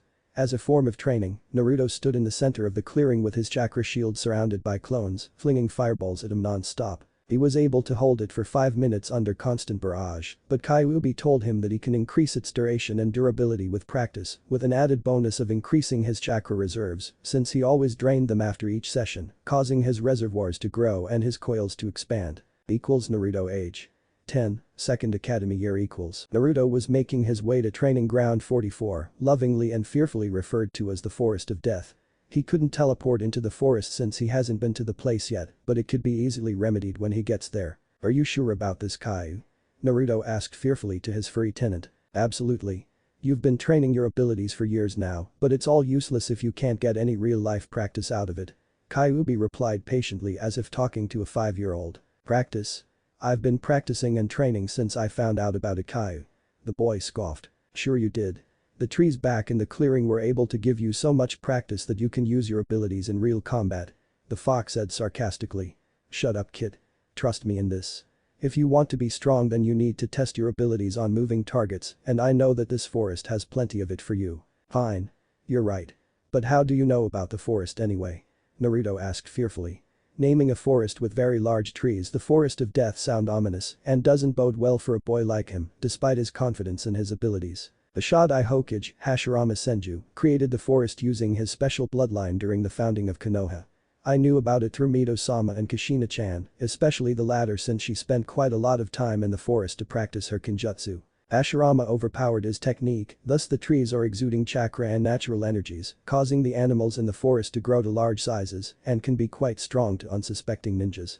I even learned from Kushina that it's been used quite a lot for the Chunin exams when it is held here in Konoha. Explained Kyuubi while relishing in the memories of Kushina slicing her way through large tigers, snakes, and giant insects during her time as a jounin before the Third Shinobi War. Naruto gulped. Large animals were never good and large powerful animals don't really inspire much confidence to his abilities to keep himself alive. Are you sure I can handle it? Asked Naruto timidly. Kyuubi rolled his eyes in exasperation. Yes you can. I have full confidence in your abilities. Besides, I'm here monitoring the situation so when it gets too dangerous, I can just tell you to teleport out to safety. So stop worrying and get there quick. We don't want to go there at night since the predators usually come out by then. They're usually bigger than the regular animals that frequent the area. Nothing more was said as Naruto made his way to the training ground of Doom as he started to dub the place he was going to train in the future. When he got there an hour later, he was amazed at the size of the trees. They were huge. Some of the trees were wider than the Hokage Tower and as tall as the Hokage Monument. Holy shit. You said they were big, but not that big. Said Naruto in awe, though slightly apprehensive at the possible predators lurking in its shadowed foliage. Well, excuse me for not giving you an accurate description of the forest. Kyuubi sarcastically replied. See that fence over there? That marked the boundary of the Forest of Death. Pick an area where you can enter from, then memorize that place as your entry point so you can just teleport in every time you need to practice. Naruto decided to enter through the gate in front of him, gate 21. The fence was quite imposing and he could tell that it was strengthened with chakra to ensure that the denizens of the forest could not leave their place of residence. Taking in a deep breath, he visualizes the other side of the gate and teleported inside since he couldn't open the gate due to the large lock keeping it closed. He took in a deep breath and let it out slowly to calm himself. Well, here we go. He said resolutely and willed his feet towards the dark foliage of the menacing forest, not noticing the hungry amber eyes tracking his movement. It is harmless, he said. You can get a lot of practice from the animals in the forest, he said. You can do it easily, he said. I hate you, Kyuubi. Growled Naruto to his tenant as he ran through the forest floor trying to get away from the man-sized tigers chasing him, hell-bent on turning him into their next meal. I didn't tell you to run. I told you to fight so you can get to practice your abilities. Said Kyuubi as he lounged around in the mindscape, clearly amused at his container's plight. I'm only a kid, Caillou. I'm still in the academy for crying out loud. Naruto whined as he jumped to avoid a rather large log that could have easily tripped him and put him in the mercy of his pursuers. He landed on the other side and started running again, looking back to see if his pursuers quit the chase. Alas, the tigers easily jumped over the log and continued the chase, this time eyeing him hungrily. It seems that all that running made him even more delicious. Well, if you want to quit now then leave the forest. Nothing's stopping you, you know. Kyuubi said lazily, though he knew deep inside that his container wouldn't back down from a challenge. He was just too stubborn to do so. Cursing himself for what he was about to do, he activated his chakra shield and turned around, running headlong into the rampaging tigers who he could see was smiling since their meal was coming to them. Unfortunately for the tigers, Naruto's shield was fine-tuned to withstand powerful fireballs, and their measly strength couldn't hope to penetrate it to get to their next meal. Naruto barreled through their formation, scattering them with ease. He knew that he'd have to separate them somehow since he couldn't hope to fight all of them at once, though maybe he could if he really set his mind to it. Not slowing down, continued to run towards a large tree in front of him, with some of the tigers hot on his trail. He disengaged the shield and ran up its bark, causing the tiger to stop at the base, looking up to the tree-walking boy. As Naruto arrived at the center of the tree, he jumped off and flipped, giving him a complete view of the tigers, waiting exactly where he was going to land. Not wasting time, he conjured 10 large fireballs the size of his head and willed them towards the waiting predators. The attack was so fast that only 4 of them were able to evade the fiery barrage, while the other 6 was burned to a crisp. Naruto frowned when he saw the 4 remaining tigers were back into formation, ready to attack him when he lands, but he took the initiative to teleport a few meters behind them while activating his chakra shield to make sure that he is well protected from sudden attacks, just in case some of them are biding their time under the shadow of the trees. Seeing a large boulder to his left, he used his telekinesis to hurl it towards the group, hitting one of the tigers, causing it to release a painful yelp. From the snap he heard when the boulder, one of the tigers won't be joining the fight anytime soon. The other 3 was lucky enough to dodge the surprise attack. Seeing their formation broken, Naruto created 5 overpowered fireballs and launched them towards the 3 who weren't able to recover in time, burning them to ash. He launched the boulder he used earlier and squished the remaining tiger underneath it. Naruto didn't bother to disengage the shield as he lay panting on the forest floor. Damn. Real-life experience isn't what it cuts out to be, said Naruto as he slumped down on the floor, feeling the adrenaline leaving his body. What do you expect? They aren't your favorite trees, you know. These are predators who would love nothing more than to eat you. This is why you need to practice your abilities with moving opponents so you can train your mind to act fast when the situation demands it. Anyway, you did well on your first try, but you could have done better. Mused Kyuubi as he watched the replay of the fight in the mindscape. Yeah. I don't see you running from them or fending them off. He retorted to the obvious jab at his performance. Did it ever occur to you to remove the chakra weights so you can outrun them easily and buy time to come up with an attack plan? Said the fox. The silence that followed was deafening. I rest my case. Naruto decided to go home early to rest his shot nerves after his first foray into the forest of death. While in the relative safety of his home, he remembered his actions back in the forest and grudgingly agreed with Kyuubi that it could have gone better. After all, it has never been a good idea to barrel into an enemy if said enemy have skills in their repertoire that can easily negate his shield. Deciding to forgo dinner, he went directly to bed while inwardly swearing that he will do better in the future. It has been 3 months since his first attempt in the Forest of Death, and the blonde decided to change his training area from the clearing behind the Hokage Monument to Training Ground 44 for several reasons. 1. Since Kyuubi have upped his training program to include live opponents to practice on, using a clearing in the middle of Training Ground 44 was a good idea since there were ample supply of live targets for practice. Also, he was forced to train his senses to anticipate potential attacks since the shadows under the trees was so thick that you would never know if a hungry animal was watching you, ready to attack. 2. The Forest of Death was relatively a secret place to train since no one in their right mind would enter it for recreation. He did, however, decided to keep up with the news of possible exams to be held in Konoha to avoid getting discovered. For the past 3 months, Naruto didn't bother to train with his abilities but opted for live combat with the denizens of the forest. His repertoire of battle strategies greatly improved as he engaged combat with large tigers, his favorite, giant spiders, Kyuubi's favorite, gigantic leeches. Both Kyuubi and Naruto shuddered at their slimy-looking bodies, panthers, and the likes. He was also able to fine-tune his skills for battle purposes, like creating a kunai out of the blue and hurl it anywhere where the enemy is and so on. This was also the time that Naruto experimented on the guns. Creating the actual gun was quite easy, but having no idea of the inner mechanism made it impossible for him to actually use it. In the end, Naruto and Kyuubi brainstormed for a month on what's supposed to be inside the weapon so they can start making it work. First, they needed the weapon to be made of chakra metal for it to be conductive enough to absorb his chakra to create the bullet and power the firing mechanism. Since he has no idea how chakra metals work, he have to resort to a blacksmith back in the village to have it created for him. It took a while to come up with a mold for the gun, the barrel, and the piston that served as the firing mechanism until Kyuubi opened up another problem to the project. Money. Naruto cursed when Kyuubi brought up the matter of money to pay for the work needed to create the guns. He knew for a fact that chakra metals were expensive and having the gun made purely of it was going to bite deep into his wallet. The allowance he gets from the Hokage wasn't even enough to cover his already huge appetite. The fox easily gave him a solution by going out of the village and robbing bandits of their ill-gotten wealth. Naruto immediately saw merit to the plan since he didn't have any plans to work in the village, with people not giving him the time of day. It was on the 4th month of his second year in the academy that he was able to complete the mold for his guns. He decided to create them for a teenager's hands since he wouldn't have the resources to make another set when he grew. After finishing the mold, Naruto left the village under the cover of darkness, judiciously using teleport to escape the Anbu sentries watching the rooftop. He stuck to the shadows until he saw the gate and teleported out of the village to the shadow of the forest just outside Konoha. He went further into the forest and chose a clearing, marking one tree with a Konoha symbol to use it as an entry point just in case he needs to leave the village in the future. After getting that done, he went deep into the forest since there were a lot of rumors in the village that bandits were always camped out in the area so they could pick out merchants to rob. It was 3 hours after midnight that he was able to find a bandit camp as his first target. It wasn't big, there were barely 20 people in the encampment, but Kyuubi assured him that it is bigger than the usual bandit group. He stayed hidden on top of a large tree overlooking the camp and planned out a strategy.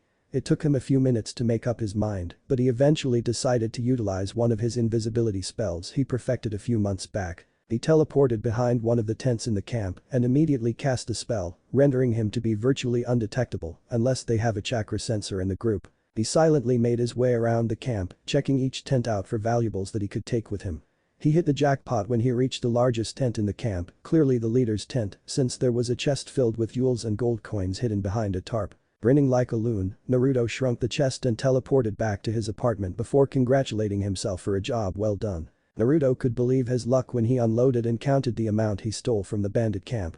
It took him a while to finish counting his loot, but he wasn't disappointed at the result. Aside from the gold coins and jewels, there were a dozen scrolls at the bottom. He recognized the storage seals imprinted on the scrolls and was shocked when he unsealed the items therein, coins, lots and lots of gold coins that he counted with gusto. He stole around 2 million ryo of coins and an undetermined amount of jewels. It was more than enough for his guns with a lot of leftovers that would tide him over for future projects. He sealed some of the money back into the scrolls and returned them to the chest. He did, however, sealed 500,000 ryo into a scroll that he would bring with him tomorrow when he visits the blacksmith. He slept that night with a large smile on his face. Naruto ducked into an alley just outside his apartment and donned his disguise. He came out looking like a middle-aged man, tastefully clothed with black messy hair and green eyes. In truth, the disguise was an adult version of the one he used to first infiltrate the Konoha library and would be enough for his plans. He walked the busy streets of Konoha, not minding the stares being directed his way. It took him a while to find a blacksmith that worked with chakra metals and have to ask different shops until one pointed him to check out Higurashi weapons since the blacksmith there specialized in working on chakra metals. It didn't take him long to arrive to his destination since he walked all the way. His feet were a bit sore since the store was on the east side of the village, opposite of where his apartment was located. He entered the shop to find a well-muscled man reading a magazine. "Good morning, sir," greeted Naruto. "Good morning. How can I help you?" said the man. "My name is Kurama and I asked around the village for a blacksmith that specializes in chakra metals that accepts custom orders. Did I get the right place?" asked Naruto. Kyuubi supplied him with an alias that he could use with his disguise, instructing him to stick to the persona of a rich nobleman so he can get away with future projects that would be quite dubious for an ordinary citizen. "You came to the right place, Kurama-san. My name is Kaido and the owner of Higurashi weapons. I specialize in chakra metals and I do accept custom orders as long as it's reasonable," greeted Kaido with a smile on his face. "Great." Naruto pulled out a storage scroll and unsealed the molds inside. This caused Kaido to raise an eyebrow. "Are you by chance a ninja?" asked the blacksmith since no civilian can use storage scrolls due to their lack of chakra. "No, I'm not, but I hired a shinobi during my youth to teach me the basics of chakra so I can use the various tools available to them. I am a collector of sorts and I prize knowledge above anything else," lied Naruto. Kaido nodded, accepting the explanation. "Oh, okay. So what are these for?" asked Kaido, indicating the molds on the counter. Naruto gave him a sheepish look. "These are the molds that I created for a weapon called a gun that I read from one of the few rare books that I have in my disposal. From what I discovered, guns were used before the time of the Rakuto Sennin, so I wanted to recreate them to add to my collection," he explained, which got a nod from the Kaido asking him to continue. "This mold is the chassis for the gun, while this one over here are the mechanisms that are supposed to make it shoot small metal balls called bullets. I have no intentions of using these weapons since the information for it was lacking, but I want to have a partially working model to add to my collection. Oh yeah, I want them made using chakra metals since I want the best," finished Naruto with an excited look on his face. Kaido frowned when the customer mentioned chakra metals. "Are you sure? Chakra metals are quite expensive to use, and the cost for such detailed creations can be quite pricey," mused Kaido, calculating the total cost of the project in his head. Naruto just waved the concern away. "Money is not a problem. I only want the best for my collection, and nothing is better than chakra metals according to my experience," he said haughtily, though the grin on his face told Kaido that he wasn't a stuck-up nobleman. Kaido laughed. Fine. Since you don't seem to care much for the cost, then I'll gladly take this project. Do you have the schematic so I can put these together after I take them out of the mold? From the looks of parts, it seems that you want it so that it can be disassembled on a whim, correct? Asked Kaido as he eyed the second mold with a calculating look. Naruto nodded and pulled out a scroll from one of his pockets and handed it to the shop owner, who took it and read the content. That's the blueprint I copied from the book I got back at the estate. This should help you correct potential problems that come up during its creation. Are there any questions? He asked. Kaido shook his head while checking the notes on the blueprint. No. The notes are pretty clear, and the blueprint will be a great help to fine-tune the item. Now let's talk about the price. You're lucky that I just got a delivery of chakra metals from Tetsu no Kuni, Iron Country, and they are the best when it comes to chakra metals. The total cost for the metals alone would be 250,000 ryo for each item. From the detailed work, I will charge you 100,000 ryo each. Declared Kaido, eyeing his potential customer if he wanted to back out of the deal. It was an expensive project, and no sane man would dish out that amount, collection or not. Naruto grinned and pulled out the scroll containing his money and tossed it to Kaido, who caught it in surprise. There's 500,000 ryo there. That should cover the cost for the metals of the two guns. I'll consider that as down payment. I will give you 200,000 ryo upon completion. Is that agreeable? Kaido nodded with a large grin of excitement on his face. Agreed. For the two guns, give me a week to get it done, since I can devote all my time to the order without other projects to tie me down. I'll get started on them right away. Come back next week to get your toys. Naruto nodded and held out his hands to Kaido, who took it immediately, thus sealing the deal. He left the shop, happy with his accomplishment. Naruto didn't leave the apartment for a week as he labored on the seals he would be inscribing on his new guns. He finalized the chakra-absorbing seal that he will be placing on the handle of the gun, as well as a network of conduction seals to transfer the power to the barrel, surrounded with compression seals to shape the transferred energy to a ball. He modified the seal slightly to add a thick coating of chakra to the suppressed energy so it won't detonate when it comes into contact with the altered exploding seal at the end of the piston to launch it from the barrel. The chakra shield will thin out upon contact with the exploding seal that will propel it out of the gun at amazing speeds. However, it will still retain a small amount of coating that is strong enough to retain the shape of the bullet that will explode upon impact with a solid object. Iubi theorized that the shield will still retain its shape when it encounters human skin depending on its hardness, thus giving it the ability to pierce. To simplify the explanation from the fox, the bullet will retain its shield to partially solidify the bullet to pierce through flesh, but will explode when it hits something solid enough to destroy the chakra coating. It took a lot of trial and error, as well as a lot of explosion here and there, to complete the necessary seals for the gun. All it needs is to be applied to the weapon, and the testing will commence. Naruto went back to Higurashi Weapons to get his babies, but he noticed that Kaido wasn't at the counter. Instead, a girl his age was manning the cash register while reading a novel. "Hi, is Kaido-san around?" Naruto asked the girl. She was rather cute in Naruto's opinion, especially with the two buns on her head holding her hair in place. She was wearing a pink Chinese outfit that Naruto found to be amazing on her build. "Hello. My dad is in his workshop working on something. I can get him for you if you like," offered the girl with a smile on her face. Naruto returned the smile and nodded. "Thank you. Can you tell him that Kurama is here for his orders?" The girl nodded and pushed herself up from her seat and went to the back. She returned 5 minutes later with Kaido in tow, who grinned at the sight of him. "Kurama-san. You're just in time. I just finished the details of your order, so why don't we go to the back so you can check the merchandise?" said Kaido with a shit-eating grin on his face. It seemed that Naruto's order made the man feel he was in heaven. Naruto nodded and Kaido led him to the back of the shop where his workshop was located. There on the work table were his babies, two guns on top of a white cloth in all its naked glory. The excited boy, under the man's disguise, examined the finished product. He couldn't deny the fact that Kaido did a good job with each piece and the assembly was exquisite. He followed through with the specifications indicated on the blueprint. One gun was pure black and the other pure white. The front of trigger was angular, forming a shield to protect his hands and can be used as a shield to deflect any weapon swung his way. All in all, he loved what he saw. "They are beautiful, Kaido-san. You followed my specifications down to the letter," said Naruto breathlessly as he hefted one of the guns, testing its weight, and found it to be to his liking. "I thought they would be heavier considering how heavy chakra metal is." "I know. I finished both of them yesterday and noticed that it was quite heavy after assembly, so I took the liberty to add an anti-gravity seal at the bottom of the handle to make it way lighter. After all, you wouldn't want to sprain your wrist while playing with them," said Kaido with a grin. Naruto nodded since he knew that the anti-gravity seal would not get in the way of the other seals he planned to incorporate into the weapons. He placed the gun back on the table and pulled out a scroll containing 300,000 ryo and handed it to the blacksmith. There's 300,000 ryo on that scroll. 200,000 for the custom job and 100,000 as a bonus. These are works of art and it's only natural for me to give you a bonus for a job well done," said Naruto with a smile on his face. He really liked the finished product and vowed to come to Kaido if he planned to do similar projects in the future. Kaido grinned and accepted the praise and money. He took out a decorated box on the shelf on top of his work table. He opened the box to reveal a soft padding underneath, large enough to hold 2 guns. He hefted the 2 weapons and placed them inside the box before replacing the lid. He handed the box to his customer. "Thanks for the praise. It was an honor to work on such fine pieces. Too bad we couldn't get them to work. They would be quite powerful on the field, but they are great weapons nonetheless." "You're welcome, Kaido-san," said Naruto before his face turned serious. "Can I ask you to keep the creation of the gun a secret? If the design falls into the wrong hands then it could be disastrous for the village.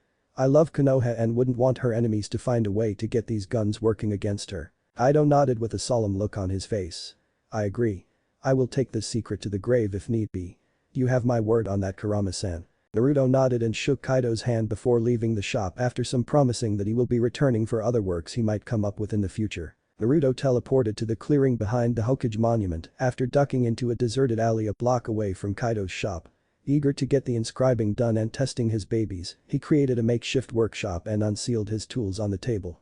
He immediately got to work. He started by disassembling the gun to its individual parts. First, he inscribed the chakra-absorbing seals and conduction seals on the handle towards the frame of the barrel that would create the bullets. It took him 2 hours to get this done since he wanted to avoid any mistakes that could damage the weapons. Next, he took up the bullet barrel and inscribed the outside with the modified chakra compression seals. This task alone took an hour and a half. The next was the most painstaking of them all, inscribing the exploding seal on the piston that would launch the chakra bullet out of the gun. He needed to create a magnifying glass and have it levitate on top of the piston so he could use his hands to inscribe the needed seal. This took him an hour. Thankfully, he had the foresight to make a miniature version of his tools beforehand. Lastly, he added reinforcement and durability seals on the rest of the gun so they would hold together despite the shock and recoil once the bullet is fired. Kyuubi gave his 2 cents in adding a blood seal on the gun to make sure that only he and his descendants were the only ones who could use the weapon and avoid theft or used against him. Tired from inscribing the seals, Naruto pushed on to put the gun together again and marveled at the finished product. The gun itself was beautiful, but the seals engraved on its casing increased the detail of the gun.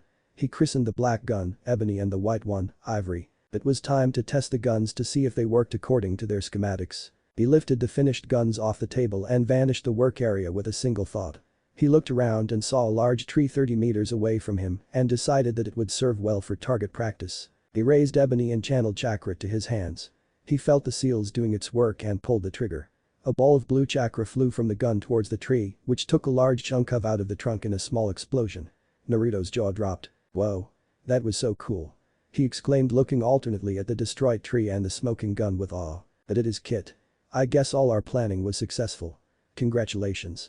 You have the only guns in existence and undeniable a powerful weapon amongst those found in the elemental countries," praised Kyuubi, clearly impressed at the power of the guns in Naruto's hands. Naruto experimented more with his new toys and found out some unplanned quirks to the design. For starters, rapid firing is only possible if he used regular chakra bullets utilizing very small chakra. It didn't pack enough power to pierce, but it would be enough to inflict blunt force trauma to his enemies. More powerful, larger bullets require charging time. The longer the charge, the more powerful the bullet and explosion would be. The overpowered bullet has the capacity of an exploding tag if powered enough, which was quite obvious when a tree was obliterated into splinters after firing one such bullet. Naruto noticed that the stronger bullets have a powerful recoil that blew him off his feet upon firing. Kyuubi told him to channel chakra to the ground to keep him in place. Naruto decided to avoid firing such powerful bullets in mid-air since that would throw him quite a ways if he's not careful. After testing the capabilities of Ebony and Ivory, Naruto conjured different target dummies around the clearing and started firing. He found out that his accuracy was a bit off, but he can easily practice with his guns to get them up to par with his throwing. At the end of the day, Naruto teleported back to his apartment, carefully placing Ebony and Ivory on the table, watching them with a loving smile on his face before going to bed, tired but happy with the new additions to his repertoire. Chapter 03 = time skip, Naruto age. 11. Third academy year equals. For Naruto, the end of the third academy year was anticlimactic to say the least. Sure, the lesson got interesting enough that he didn't get bored, and the inclusion of spars, chakra theory and control, and exercises on various throwing weapons took up the time that he usually spends zoning out or outright sleeping, much to the ire of Iruka. During the third year, Naruto didn't bother to reveal any of his secrets or how strong he really is. His daily training in the Forest of Death yielded great results, especially with his use of ebony and ivory, who were currently sealed in the palms of his hands. Kyuubi suggested the use of gun holsters like the one in the manga, but Naruto decided against it since it can be stolen or removed from his person, so he wanted to avoid that using storage seals. Also, Naruto decided to improve his standing in the academy since it would be impossible at this point to hide anything and ruin his chances of graduating. Despite Mizuki's attempt of destroying his future career, he was placed fourth in his class due to his very accurate throws, winning spars, though he decided to lose once in a while to keep up the facade, as well as omitting some answers from the written test to get an above-average grade just below perfect. Training with his abilities also went back on schedule after mastering the use of his guns. His accuracy improved after a year of practice in the Forest of Death, though he refrained from killing the local wildlife, using low-powered chakra bullets to simply stun his opponents, since he didn't want to depopulate the area. However, he did love blowing up the giant spiders with overpowered bullets. He personally started reading Black Cat since he wanted to come up with new skills for his weapons. The railgun in particular caught his attention. He was thankful that the manga provided a detailed description of the ability, but he didn't bother to practice it as of yet since he needed to utilize Raiden, lightning, chakra to duplicate the feat. Kyuubi vested a keen interest in Steven's suitcase of destruction. Kyuubi named it himself considering how much weapon he could store in its confines and wouldn't shut up about it. In the end, Naruto promised Kyuubi that he would experiment with such weapons in the future if there's time. Training in his bloodline didn't produce much, but enough to gain a slight mastery to skills he discovered that will give him an edge when out in the field. For starters, his chakra shield is now an almost automatic mechanism once he developed a form of sixth sense to danger due to his training in the dangerous forest. Kyuubi theorized that his bloodline was semi-sentient in a way that it modified the shield, tying it directly to Naruto's danger sense for automatic activation. It didn't usually activate on a whim as demonstrated when a tiger pounced on him while he was busy setting up camp, but it did save him a second time. Another discovery of his chakra magic is body enhancement. Most ninjas utilize chakra control to enforce their body for defense or release a burst of chakra on their kicks and punches for devastating results. Naruto's version was quite different. He can infuse his body with chakra magic to the point that he can automatically call it to anywhere in his person to attack. He felled a lot of trees in the Forest of Death with either a punch or a kick. The only downside to this is that it takes up a lot of chakra to do despite the control he has, so he has to use it sparingly unless he wanted to pass out from exhaustion. He wanted to achieve the same level of strength as displayed by Tsunade of the Sannin, but Kyuubi told him that the technique requires perfect chakra control, which is impossible for Naruto since his reserves continues to grow with training and age. His experimentation with the elements didn't yield any results. It seems that he hit a dead end with his experimentation with fire, and the other elements proved too disastrous for his health, so he's stuck with fireballs for now. Kyuubi told him that he would need to train in elemental chakra manipulation, which is often reserved to jounin ranks, before he can move on to experimenting with such abilities, like elemental conjuration. Naruto was currently relaxing in his apartment, taking a break from his training. The third academy just finished, and they were given 2 months of break until the next semester rolls in. He was about to go into a well-deserved nap when a knock on the door stopped that plan. Grumbling, he rolled himself off the couch and stood up, rolling his shoulders to work out the kinks of lying down all afternoon. He went to the door and opened it, revealing an Anbu wearing a Nico mask. "Yes. How can I help you?" said Naruto tiredly while rubbing his eye. He really wanted to go back to his comfortable couch and take a nap. Kyuubi wanted to do the same if the ranting echoing in his mind was of any indication. "Uzumaki-san, the Hokage would like to see you in his office as soon as possible," replied Nico. Naruto nodded. "Sure thing, Nico. I can go there by myself. I just need to change my clothes," said Naruto, but paused when he thought of something. "Do you want to come in so we can go together? I think you already know that I have my own form of transportation." Nico nodded and stepped into the room. "Thank you, Uzumaki-san. Please, call me Naruto. Everyone does. Give me a minute to change, then we can go visit Gigi," said Naruto before going back to his room to change. It was 5 minutes later that Naruto came out of his room wearing a dark blue shirt and black cargo pants. He walked over to Nico, who was standing by the door in attention, though it was quite obvious that the Anbu was looking around observing the rich furniture and fixtures around his apartment and held out his hand. "Ready?" I can take us there faster instead of taking the rooftops. Nico nodded and grasped the offered hand before Naruto teleported them to the Hokage's office. Both appeared in front of a startled Hokage, though Nico was swaying a bit from disorientation. What in the world was that? Asked a clearly disgruntled Anbu.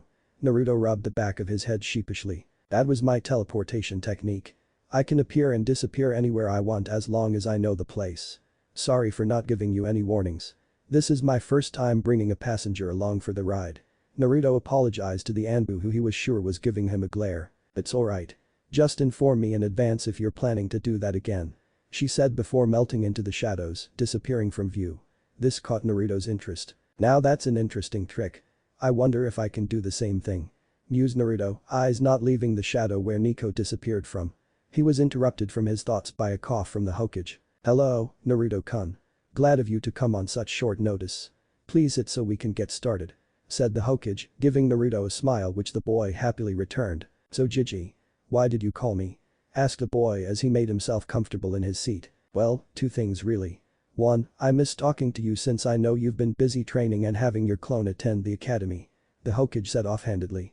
This startled Naruto. How in the world did you find out? Shouted Naruto in surprise. The Hokage gave him a mysterious smile. I know a lot of hidden things going on in my village, Naruto-kun, so you sending in a clone to class were not a secret to me. I do applaud you for maximizing your resources to avoid stunting your growth in class while training your abilities. Said the aged leader. Anyway, I want to know what you've been up to and I want to test your skills for something I have in mind for the future. Finished the Hokage in a cryptic manner that caused Naruto and Kyuubi to raise an eyebrow. Well, you already know that I send a shadow clone to the academy every day to attend class for me while I train in the forest to further explore my abilities. Said Naruto, a bit hesitant in revealing the location of his new training ground in the Forest of Death. The Hokage smiled at the half-truth. You don't have to worry, Naruto-kun. I know that you've been training in the Forest of Death for more than a year now. In fact, one of my trusted jounin who practically lived in the forest reported your presence there to me, so I know what you've been up to. This revelation surprised Naruto. It seems that his secret place wasn't so secret after all. I know what you've been training, and the reports I've been getting from this jounin told me that you have some new skills in your arsenal that proved to be quite interesting.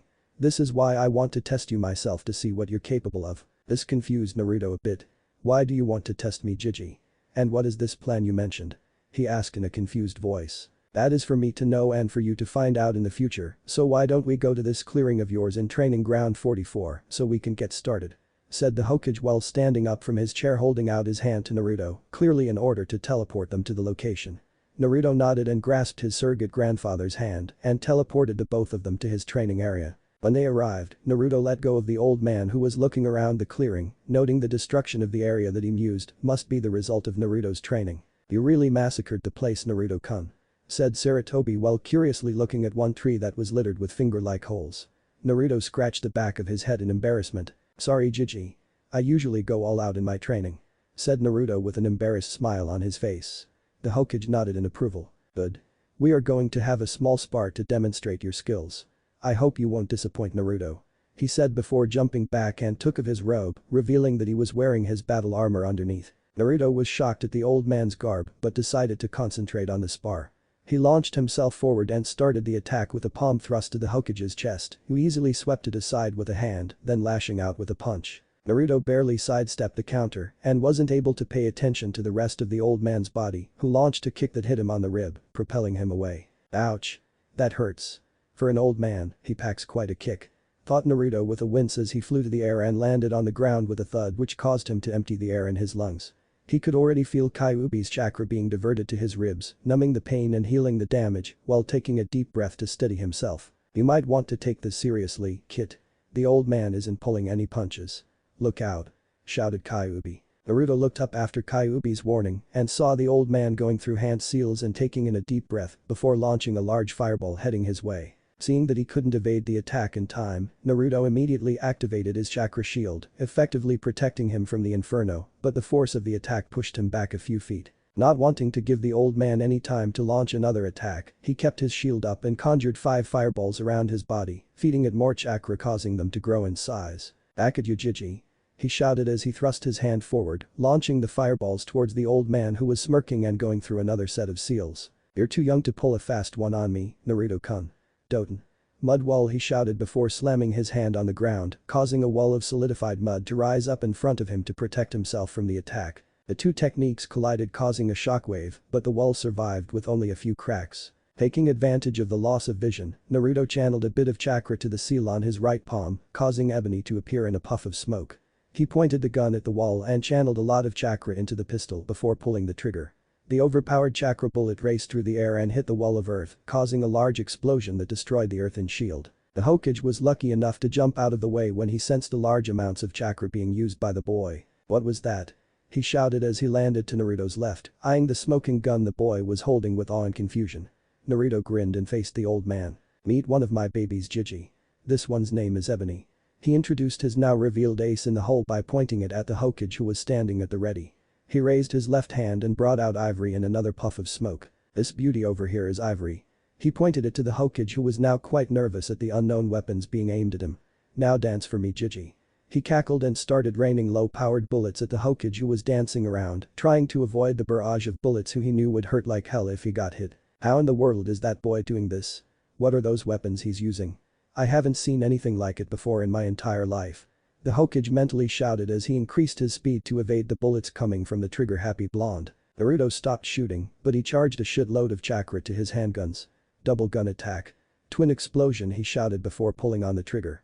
Two large balls of chakra exploded from the tips of the guns, which caused Naruto to be blown back as the recoil was too much for his chakra-laced feet to contain. The astonished Hokage jumped away from the impact zone as the two bullets hit the ground he was standing on, causing a very large explosion that shook the trees in the clearing. The smoke cleared, revealing a 10-meter crater where he once stood. He looked at the crater and at Naruto, who was picking himself off the forest floor with both guns smoking from the attack. "That was quite a powerful attack, Naruto, but it would take more than that to defeat me," the Hokage boasted, but he was secretly worried at the amount of damage the boy was making. "If one of those bullets hit him, then he's done for, Hokage or not." Naruto pulled himself off the ground and mentally berated himself for not channeling enough chakra to his feet. He heard the Hokage praise his attack, but boasted that it wasn't enough to bring him down. He decided right there and then to call for reinforcements. "I'm not done yet, Gigi." He waved his hand while holding Ivory toward some rocks beside him, resulting to 10 very large white tigers to appear growling at a shocked Hokage. He sent a mental order for them to attack while bracing himself on the ground, deactivating his shield to conserve energy, and channeling chakra to his guns to prepare for another barrage. The Hokage was surprised by the sudden appearance of the tigers, chalking it up to Naruto's transformation skills. He jumped back to avoid the lunging tigers while already thinking up of a plan to breach Naruto's defenses. One of the tigers got too close for comfort, but he was able to sidestep the clawed swipe and launched a kick that hit the tiger on the ribs and propelled it towards a tree that cancelled the transformation upon impact. He channeled some chakra to his feet and jumped up in the air to avoid another group attack while going through a set of seals ending in a tiger seal, which was quite ironic since he was facing such beasts. "Pain. Mythical Phoenix Fire," shouted the Hokage as he drew a deep breath, then releasing a dozen head-sized fireballs that nailed the tigers, blowing them up. He sensed an attack coming from Naruto, so he immediately jumped to the side upon landing and started running, since the boy was raining him with chakra bullets while cackling like a madman, which resulted in the Hokage questioning the blonde's sanity. He went through another series of hand seals while evading the bullets. When Naruto stopped the attack as he hoped, he immediately slammed both of his hands on the ground while shouting out his latest technique. "Doten. Fist of the Earth God." Naruto was confused when nothing happened after the Hokage shouted the technique. He looked around, not seeing anything except for a smirking old man. He was about to say something, but the ground he was standing on rumbled before a large fist made of rock and earth burst from the ground beneath that almost destroyed him, if not for the automatic activation of his shield. He thanked whatever god was listening that his semi-sentient shield acted in time.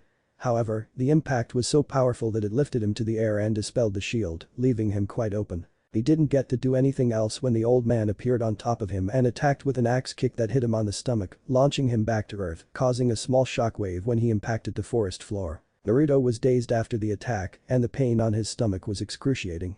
He was about to pull himself off the forest floor, but stopped when he felt the cold metal of a kunai on his neck, courtesy of a grim-faced Sarutobi. "Field," said the Hokage in a voice that broke no nonsense. Cannot think of any strategy to get out of his current condition, since he was still too dazed from the attack to properly teleport to safety. He nodded in defeat.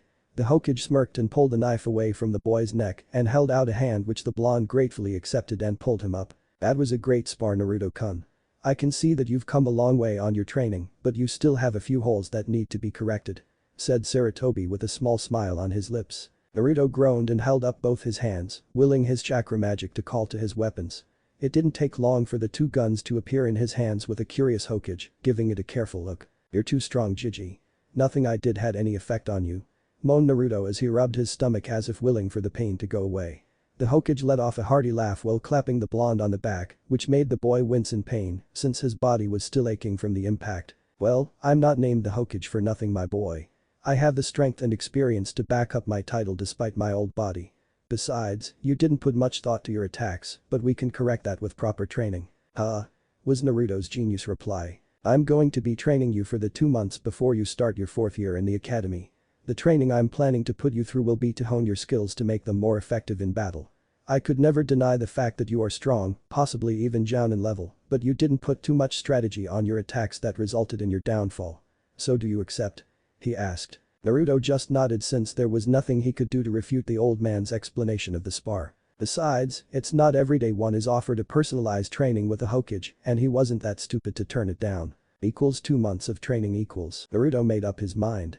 Here is in Sarutobi, the Sandaime Hokage, is a sadistic sensei. After the spar, the old man gave him a few minutes to recuperate before asking the blonde to teleport them back to his office. When they arrived, the Hokage started asking questions about the blonde's bloodline and abilities. He was forever curious about the guns, ebony and ivory, so he asked the boy on their capabilities. Needless to say, the Hokage was shocked that the boy was able to turn a weapon from a comic book into a real-life weapon, a very powerful and versatile weapon, judging from the results of the spar. The Hokage couldn't help but praise Naruto for his ingenuity and his knowledge on seals. The blonde sucked it up like a sponge, boosting his ego, but it deflated when the Hokage told him that the weapon was wasted on a trigger-happy moron like him. Ayubi laughed so hard that he was rolling around the mindscape, much to the blonde's annoyance. The Hokage gave Naruto a complete rundown of his abilities in the spar.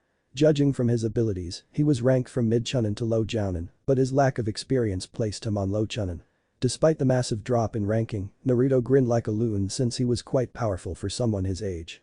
His ego, however, took another beating when the Hokage listed down his faults. 1. Naruto is overconfident in his abilities that he just charges ahead and hoping for the best. 2. Aside from having his abilities tested in the field, mostly against predators in the Forest of Death, there is no actual combat experience in using it against another shinobi, who have their own set of skills that could possibly counter his own. 3. His guns were quite powerful as a weapon due to the versatility of its power and range, as well as its durability to be used as a shield to block melee and throwing weapons aimed at him. However, it is useless in the hands of a shinobi who didn't bother to use his head and prefers to just shower the area with bullets that could easily hit his allies. 4. His dependency towards his abilities that he didn't bother to learn elemental jutsus, which was quite stupid according to the Hokage since a good shinobi always learn things that he or she will possibly need in the field. In other words, Naruto overspecialized and that made him overconfident. The 2 months of training was an eye-opener for the blonde Jinchuriki.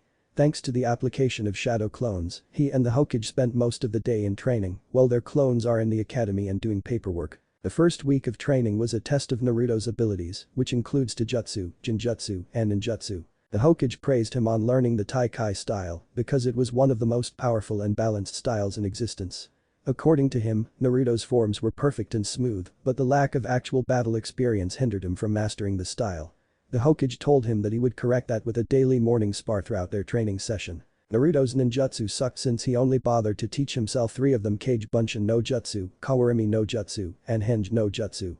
Sure, it was enough to pass the academy, but the Hokage told Naruto that he should have branched out since he had plenty of time to train, plus his stealthy access to the Konoha library, unofficially of course, that he gave his full permission. With that in mind, the Hokage tested Naruto on his elemental affinity and found out that the blonde has a powerful attunement towards wind. He commanded Naruto to create 100 clones every day to start with a leaf-cutting exercise in the Forest of Death, while the original focuses on the actual training with the Hokage. The Hokage could understand why Naruto sucked at Jinjutsu. The Jinchuriki just had too much chakra for the finesse and subtlety of illusions. He praised Naruto in learning how to counter illusions, but told Naruto that he needed to undergo more strenuous chakra control exercises so he can easily detect and dispel them better. In the end, it took 100 clones to find a lake or river to practice water walking. Kyuubi berated himself for not teaching his container during their training program. It was during their second week of training that Sarutobi gave Naruto his birthright, the Uzumaki and Namikaze scrolls, which contained all the techniques that his mother and father possessed, as well as the money they managed to save during their lifetime, which was quite sizable to say the least. Naruto was a bit teary-eyed after receiving something from his parents. He asked the Hokage if his parents had any house or land to occupy, but the Hokage told him that they only lived in a modest apartment in the village, though his father took up residence in the Hokage mansion during his short tenure as Hokage. This didn't depress Naruto since he loved his apartment anyway, but he was already thinking on buying a plot of land somewhere in the village so he could build his own house in the future. After all, he is to be given a clan head status upon reaching Chunin, so he needed to have a clan house for him and his future families. Speaking of scrolls, Naruto didn't bother to learn anything from the Namikaze scrolls as of yet, but concentrated more on his mother's techniques. Uzumaki Kushina had a water affinity, so she had a sizable repertoire of water techniques for Naruto to learn from. However, what caught his attention was Kushina's ability to produce chakra chains that have the power to detain anything, even a rampaging Biju at full power. Kyuubi told him that he only had a minor ability for this, enough to create chains to restrict enemy movements, but he could easily utilize his ability to strengthen it if he wanted to. With that in mind, Naruto delegated some clones to manifest the chains and improve it. While the clones were busy on their own task, the real Naruto was busy training under the sadistic Hokage. His chakra weights were up to 100 pounds each, much to the blonde's chagrin and the Hokage's amusement, that totaled to 400 pounds of body weight while running laps, doing push-ups, pull-ups, sit-ups, and sparring. It was only thanks to the healing capability granted to him by Kyuubi that he survived. This was only for the morning session. The after session was on specialization training his guns. The Hokage told him that he had a plan in the future and that it requires Naruto's complete mastery of his weapons. The blonde pestered the old man about the details involved, but the aged Hokage didn't budge and promised to reveal it to the boy when he attains the rank of genin. It was during the second week that Naruto broached the subject to the Hokage about his project regarding his gun's abilities. He told the Hokage about the concept of a railgun as he read in the manga, Black Cat. The Hokage didn't voice out his opinion considering that it was in the realm of impossibility, but he thought that Naruto could possibly achieve such a goal, since his bloodline had a nasty habit of making the impossible possible. It was then that the Hokage taught Naruto the lightning affinity exercise, which was to power up a light bulb using lighting chakra alone. The Hokage warned him that this will be difficult, almost next to impossible, since the blonde have a wind affinity which was opposite to lightning. This didn't deter the blonde since he was adamant to have a powerful gun technique under his belt, so he designated another 100 of his clones for the job. Thankfully, he didn't have to spend any money on light bulbs, since his clones can just create them out of nothing, thanks to chakra magic. The third week of the training program was dedicated to Naruto applying his bloodline to a battle scenario. Thankfully, his clones were able to materialize the chakra chains from his mother's bloodline, though the Hokage mentioned that it felt a lot weaker compared to Kushina's version. His abilities were tested to their limits during their morning spar. Naruto was forced to utilize his creation ability along with telekinesis to create weapons out of nothing and have them attack the experienced leader with gusto. Knives, swords, spears, and other weapons were casually being created and tossed around in the field to the point that Naruto could subconsciously control his telekinesis after 2 months of training. Speaking of telekinesis, it was on their fourth week that Naruto was able to utilize it to the point that he could levitate himself off the ground. He unconsciously unlocked the ability when the Hokage launched him off the ground with a powerful kick and a clone appearing in mid-air punched him towards the ground. In fear of turning into a bloody pancake, he subconsciously stopped himself from being splattered, floating 5 feet off the ground.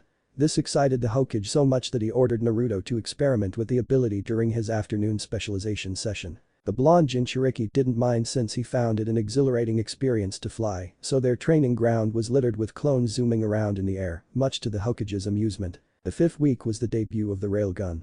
Naruto was grateful that the technique didn't require advanced lightning chakra manipulation, since his gun's properties and seals magnified the small amount of lightning chakra he channeled into it. From what he and Kyuubi found out, the gun stores the electricity thanks to the conductive properties of chakra metal.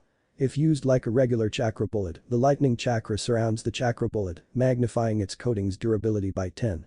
At the same time, the electricity running through the gun acts as an accelerator that increases the propelling factor by 20. Once fired, the electricity-enforced bullet would travel at cage-level speeds and piercing anything it encounters, thanks to the reinforced coating.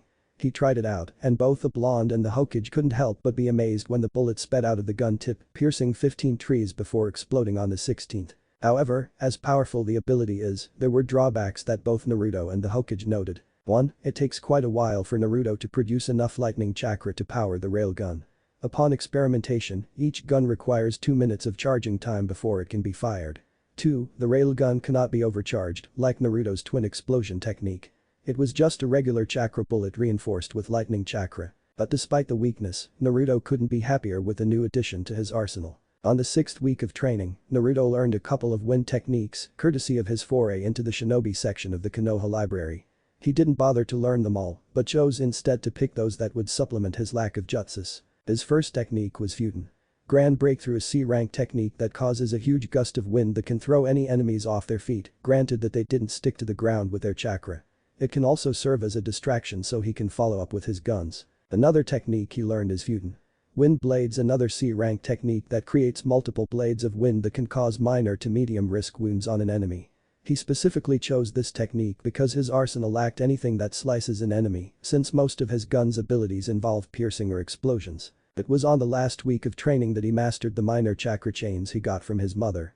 He could create chains from his hands that could bind or attack an enemy from close to mid-range. He added his bloodline to the technique by adding a kunai-like blade at the tip of the chain to give it an extra boost in attack. Ayubi had an idea from one of the manga that Naruto's clones read in the library about an end user that uses chains attached to his hands.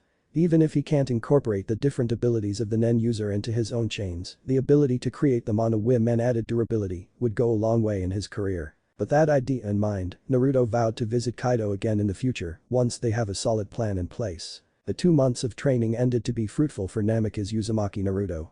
He didn't learn much in terms of techniques and abilities, but the Hokage was able to refine his current abilities to the point that he could give the old man a run for his money, though the boy still loses all the time. Sarutobi Hiruzen was enjoying the vibrating chair Naruto created for him as his clones labored over the paperwork. The 2 months vacation he spent training Naruto was quite an eye-opener for the old leader. It wasn't every day that you experience a new bloodline in action, and Naruto's chakra magic defied any known logic with an opportunity to improve without any limit. His gaze lingered over a folder that he set up a year back when he learned of the blonde's ability. He knew that Naruto's bloodline will not be so well received when the council learns of it. This is one of the reasons why he decided to create his own private team of shinobis that is only under him and command the Takubetsu Brigade. The Takubetsu Brigade will be a 3-man team composed of shinobis with their own set of unique abilities. Naruto will automatically become a part of the team due to his bloodline. The second to join this new group will be Mitarashi Anko, a Takubetsu jounin trained by the traitor Orochimaru. Her skills in stealth and assassination would be a great complement to the team. Last, but not the least, is Yakumo from the minor Kurama clan. The Kurama clan was well known for being genjutsu specialists, but Yakumo is unique among his blood relatives since she can easily throw illusions, as if it was nothing, or overpower the techniques that the illusions become reality to a point. With these 3 in mind, the Takubetsu Brigade would be complete and would serve him well in the future. Anko will provide close to mid-range specialties, while Naruto offers mid to long-range abilities.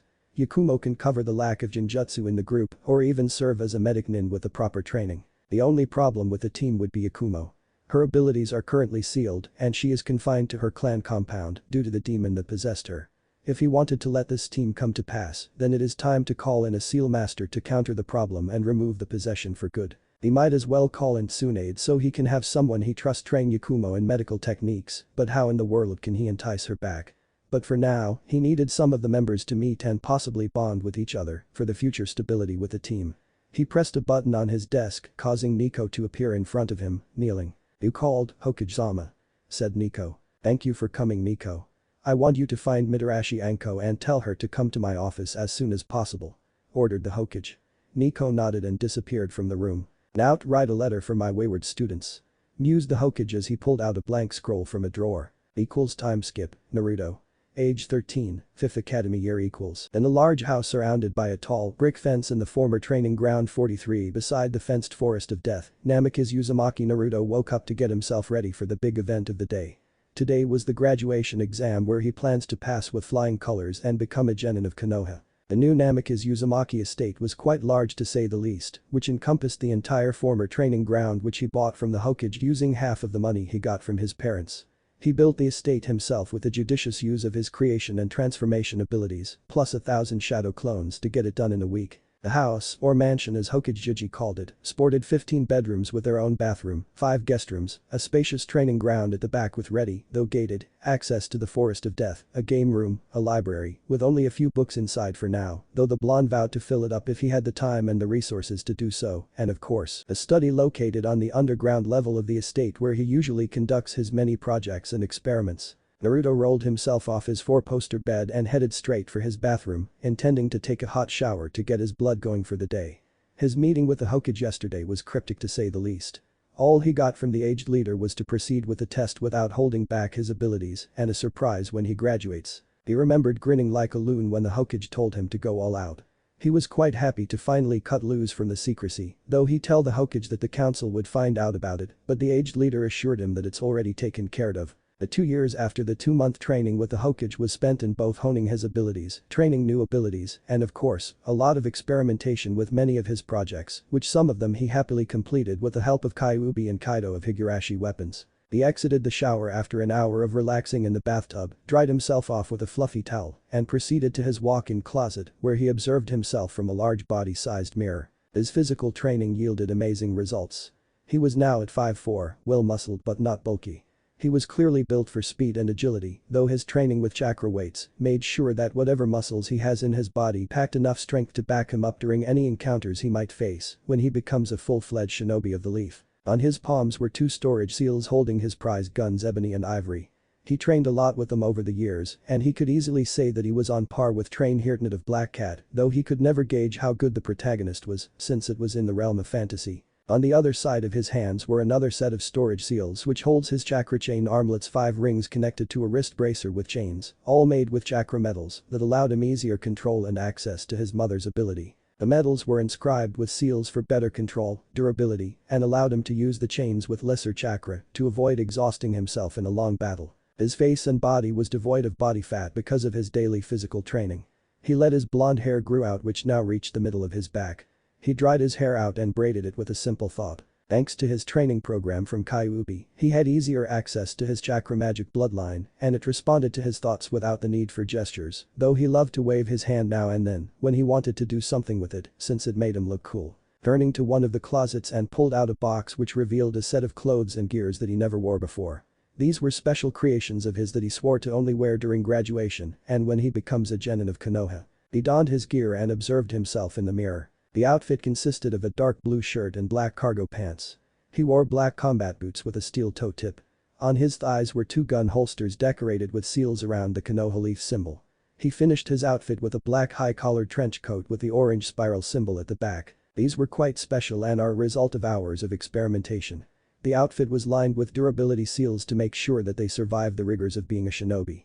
The trench coat was special since he incorporated the seals of his chakra weights into its hem, so they are weighted down by chakra for his daily training. Of course, it also included durability seals to make sure they survive harsh beatings. Liking his look, he unsealed Ebony and Ivory and placed them on the holsters attached to his thighs, at the same time, unsealing the chakra chain bracelets. Overall, he made quite an imposing figure, and he liked it.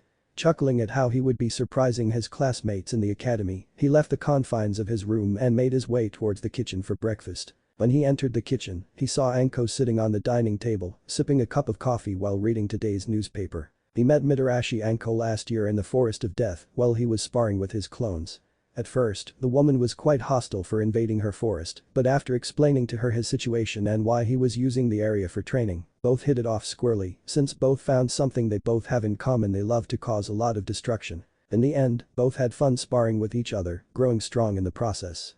It was only a year ago when Naruto finished his soon-to-be clan house that he invited Anko to take up residence with him since there were enough space for the both of them. The woman denied it at first since she wasn't used to living with a guy alone in a big house, but eventually relented when both got close together. They sported a brother-sister relationship which suited the two of them just fine. "Good morning, Anko Nichan. You're up early," greeted Naruto as he moved himself to one of the counters to prepare himself a cup of coffee while he used his telekinesis to bring out 3 cups of ramen from the other side of the room and placed a pot of water on top of the stove to boil. "Want something for breakfast?" he asked the jounin. He didn't bother to hide his abilities from Anko since he trusted her. Besides, it's not like she didn't see him practice and train with his bloodline in the Forest of Death before and after they met. She revealed that she was the one who reported him to the Hokage of turning the forest into his personal training ground, considering it was her home away from home. "No thanks, Gaki. I just got back from a mission actually and decided to just relax for the day. I already ate a dozen dangos for breakfast so I'm good," said Anko while taking another sip of coffee from her cup. "Are you ready for the exams today?" "Of course. I've been ready for years now. Thank Kami that Jiji told me to cut loose or I'll be toning down my abilities again," answered Naruto as he sat himself in front of Anko and took a sip of his own brew while waiting for the water to boil. Anko gave him an amused smirk. So you're going to be showing off today, huh? Give them hell, Gaki. I don't want to hear anything from my peers that Anko's adopted brother is not doing well in his exams," said the Jounin with a grin. Because of his closeness with the snake mistress, Naruto met quite a lot of high-end ninjas in the field, namely Yuuhi Kurenai, Konoha's Genjutsu mistress, Yuzuki Yuigao, Konoha's blade mistress, and Inyazuka Hana and her partners, the three Himeru brothers. Naruto wasn't bothered that all of them were females, since they were close friends with her adopted sister. Anko explained to him that they weren't any men in their groups since they were known as the ice princesses of Konoha that perverts would love to get their hands on. Nah. I'll make you proud today, Ni-chan. Besides, Gigi told me to go all out, so I'm going to be doing just that whether the others like it or not. He paused when he thought of something. I'm sure that some in class wouldn't be happy seeing the real me in action though. He finished with a snicker. He expects some confrontation to happen in the exams today, ever since he decided to start showing off a bit of his abilities in class during his final year in the academy. During his final year in the academy, Naruto decided to show off some of his with the blessing of his Gigi. His grades skyrocketed and he was undefeated during their spars. To his annoyance, Uchiha Sasuke started hounding him for information on how he became so strong, but he usually avoided such confrontation with a few well-placed words and exiting using teleportation when he is out of sight. Of course, since the Uchiha started to make his life a living hell, his fan club followed suit, especially one Haruno Sakura. She didn't really annoy him much until she lets out that irritating screech of hers. He was tempted so many times to just shut her mouth using his chakra magic, but Kyuubi stopped that idea since that would reveal his abilities to the loudest girl in class. Not the best way to hide. He also had fun during the final year in the academy since he made friends with the clan heirs. He became best friends with Kiba, Shikamaru, Choji, and Hinata. He had a passing acquaintance with Shino, but he couldn't blame the lad since the boy was just too silent for his own good, blurting out one or two word answers if need be. However, he liked the quiet insect-using boy who became a part of their group, though he didn't usually join them during their free time. The only clan heir that he didn't befriend was Yamanaka Ino, who on their third year in the academy, became a devoted Uchiha fangirl alongside Sakura, who she developed a rivalry with. Of course, being who she was with, Naruto avoided her like the plague. Good. I want to see you by the end of the day wearing a leaf headband, declared Anko with so much passion that Naruto couldn't help but grin. Nothing was said anymore after that as both enjoyed the silence of the morning. Naruto ate his ramen breakfast while Anko continued to read the papers. It didn't take long for Naruto to finish his breakfast. He cleaned up after himself and bade farewell to Anko with a kiss on the cheek before teleporting out of the kitchen towards the academy. Naruto reappeared on the rooftop of the academy since this was the only place he could use his ability without anyone noticing. He looked over the edge and saw an empty area that was perfectly hidden from view. He teleported again and walked towards the front yard of the Konoha Shinobi Academy, towards the examination room where the graduation class will be taking their tests. He opened the door to the testing area and saw only some of his classmates in attendance. It didn't bother him since it was still early for the exams to start, so he walked into the room and up the stairs where Shikamaru was currently taking a nap while Choji was busy munching on his endless supply of chip. Yo. He greeted his longtime friends. Hi Naruto. You're early today. Nice outfit, said Choji in between eating his chips. Naruto gave him a grin and placed his hands on his hips. You like? I made them especially for today. Besides, I need a new outfit when I become a genin of Konoha, declared Naruto. Troublesome blonde. Do you have to be so loud? Complained a lazy Shikamaru who woke up from his nap. Naruto sent him a smirk. Lazy as ever, Shika. I think you're lazy enough to go to your own funeral, said Naruto with a grin. Shut up, said Shikamaru before stretching to get rid of the kinks from his neck and yawned. He eyed Naruto and noticed the guns on his thighs. What are those things? Oh, these? Naruto pointed towards his weapons. These are my guns. Guys, meet Ebony the Black and Ivory the White. Choji looked at the guns with a curious look until a sudden realization sparked in his eyes. Wait a minute. Those guns look familiar. Aren't those the same as those manga you read a few years back? He asked incredulously. Naruto grinned and pulled out Ebony from its holster and held it out in front of Choji. Of course. I reversed engineered it from the manga and finally completed these babies 3 years ago. I only now brought them out. No use in hiding them now, right? You mean they actually work? Of course. Let me demonstrate, answered the blonde Jinchuriki as he aimed his gun at the vase on the teacher's desk. He channeled a little bit of chakra for a low-powered bullet and pulled the trigger. A small blue chakra bullet shot out of the Ebony's tip and hit the vase, causing it to shatter. Everyone looked at the destruction in both awe and fear. See? It works. Damn. I should get me some of that, shouted Choji, his chips forgotten as he stared longingly at the smoking gun on Naruto's grip. Naruto shook his head and replaced the gun back to its holster. Sorry Chaoji. Clan's secret. He apologized to his friend. Seeing the shattered vase on the table, he waved his hand towards it, easily repairing the vase good as new. This caused everyone's jaw to drop, while Shikamaru murmured troublesome under his breath. Okay, you have to tell me how you did that, Naruto. Asked the Akamichi. That's my bloodline. I don't have much time to explain it to you guys right now, but I'll do so in the future. Okay. Chaoji and Shikamaru shrugged and went back to their respective habits, Shikamaru sleeping and Chaoji eating. Naruto just gave them a knowing grin and sat down beside the lazy Naruto and closed his eyes to relax. It was an hour later when Iruka and Mizuki entered the testing area to facilitate the graduation exam for the genin hopefuls. The first part was the written exam, which caused a lot of groaning to echo from his classmates. Mizuki distributed the paper, which of course made sure that Naruto was the last one to get his. The white-haired instructor left with a glare. Naruto looked at the paper and noticed something off about it. It was an ordinary test paper, but the questions were for chunins. He cursed under his breath until he noticed a trace of chakra on the paper in his hands. Genjutsu huh?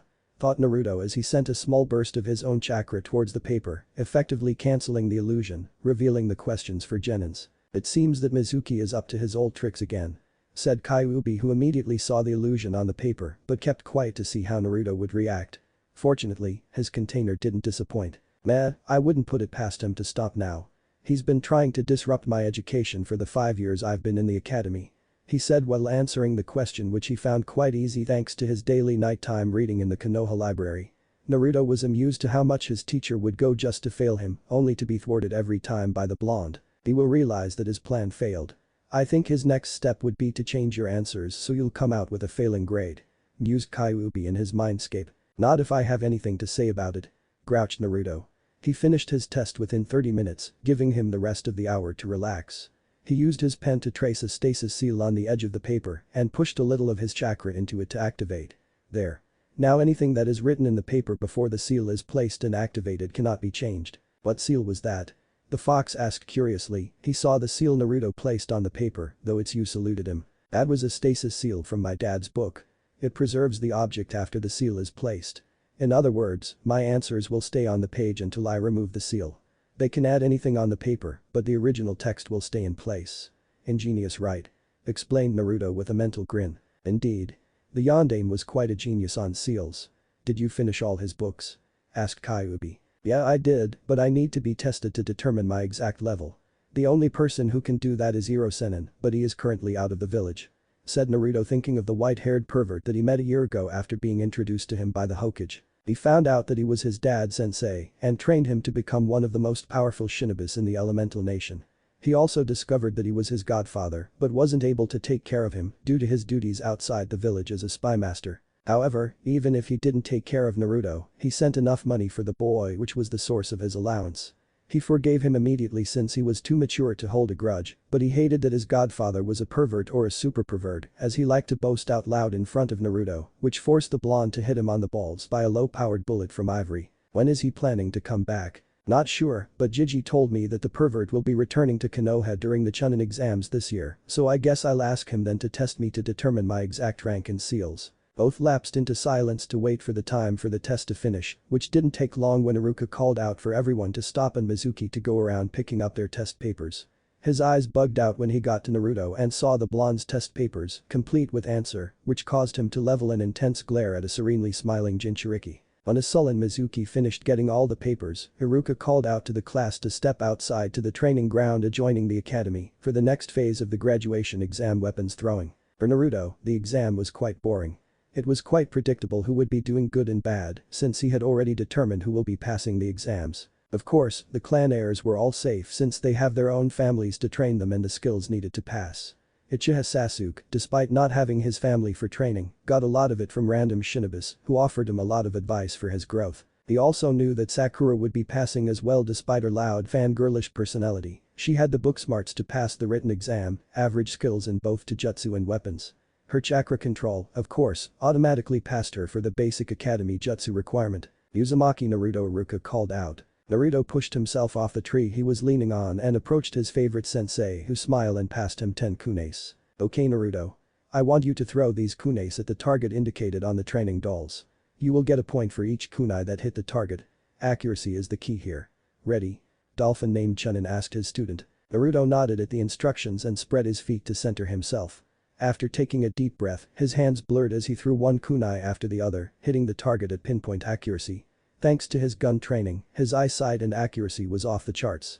He could easily hit a target at 200 meters with ease using his guns and half the range for throwing weapons. Iruka's jaw dropped as Naruto blurred through the kunais and hit the targets dead on. He shakily congratulated Naruto for a perfect score on kunai throwing before handing him 10 shurikens with the same instruction on another doll. Deciding to go for theatrics this time to get his point across, he held 5 shurikens on each hand and took his stance. He threw all the shurikens on his right with an overhand throw followed immediately by the ones on his left. All the shurikens hit the middle of the target at once. Iruka shook his head and gave Naruto a smile. Great job Naruto. You got a perfect score for both kunai and shuriken. Go back in line for the next part of the exam. With a grin, Naruto went back into his favorite tree to wait for his turn to be called for the taijutsu portion of the exam. He noticed that the Uchiha was glaring at him while the rest of the fangirls were shouting that the blonde cheated. He shrugged at their useless antics and leaned on the tree and closed his eyes. You couldn't help it, can you?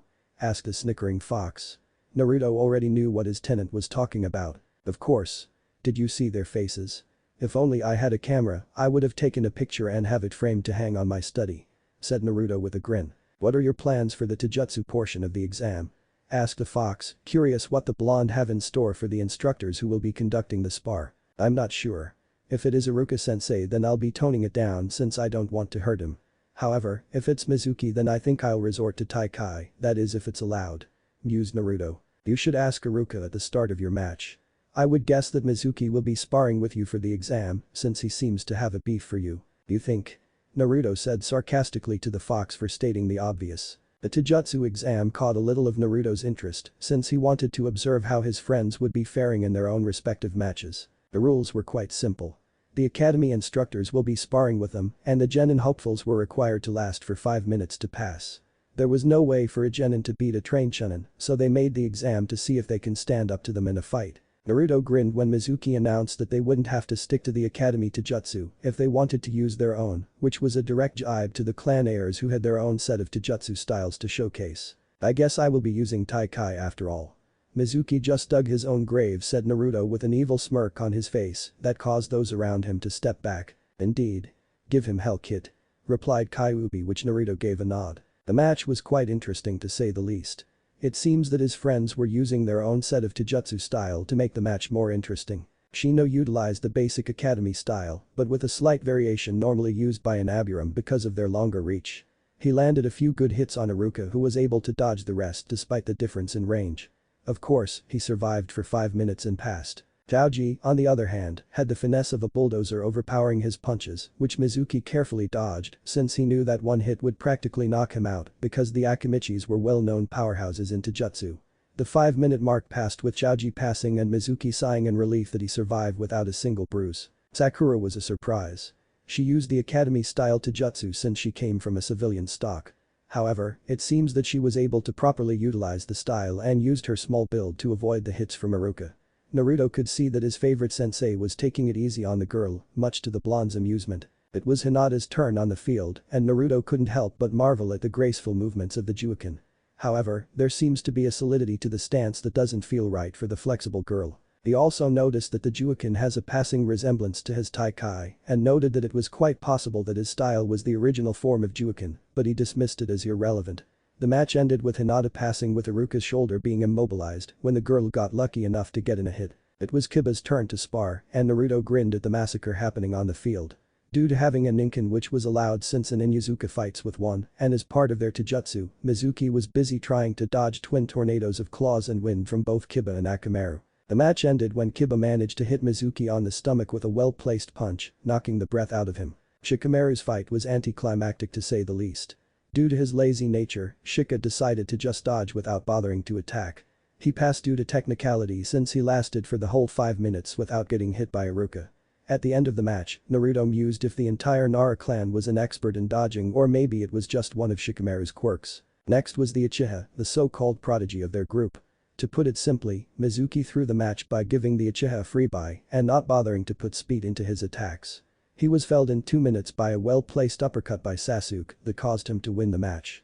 Naruto just grunted at the obvious bias towards the boy. Of course, the Uchiha fan club shouted their excitement for their idol's win. It was supposed to be his turn next, but thanks to Mizuki's meddling, Ino was called first and her opponent was Iruka.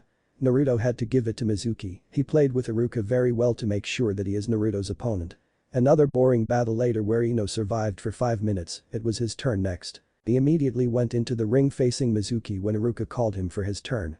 Instead of the Academy Taijutsu, Naruto settled into an advanced form Taikai that focuses more on defense than offense. Thanks to his training with Anko, Naruto can switch to the different styles of Taikai from offense to defense or vice versa with ease. When Iruka called the match to start, Mizuki immediately lunged toward the blonde at Chunin level speed to the shock of Iruka, but Naruto saw it clearly, as if he was standing still, thanks to his spars with the Hokage and Anko. He dodged a punch that was aimed for his face by sweeping it aside with a fist and immediately launched a palm thrust counter that hit Mizuki on the chest, pushing him back a few feet. Naruto gave the gasping Mizuki a grin and decided there and then to play around for a bit. Mizuki attacked with renewed vigor, throwing punches and kicks, hoping to cause damage to the blonde Jinchuriki, but Naruto calmly dodged and parried the blows with ease that further enraged the white-haired Chunin. Ayubi told Naruto that he only had 20 seconds left before the match ends. The blonde immediately switched to offense and lunged forward towards his opponent, catching him off guard. He jumped when Mizuki launched a clumsy leg swipe and lashed out with a swift right kick that hit the instructor on the face. Not letting up his attack, Naruto used the momentum of the kick to spin and use his left to backhand Mizuki on the same area, enough power to throw him out of the ring. The match ended with the entire student body in total silence.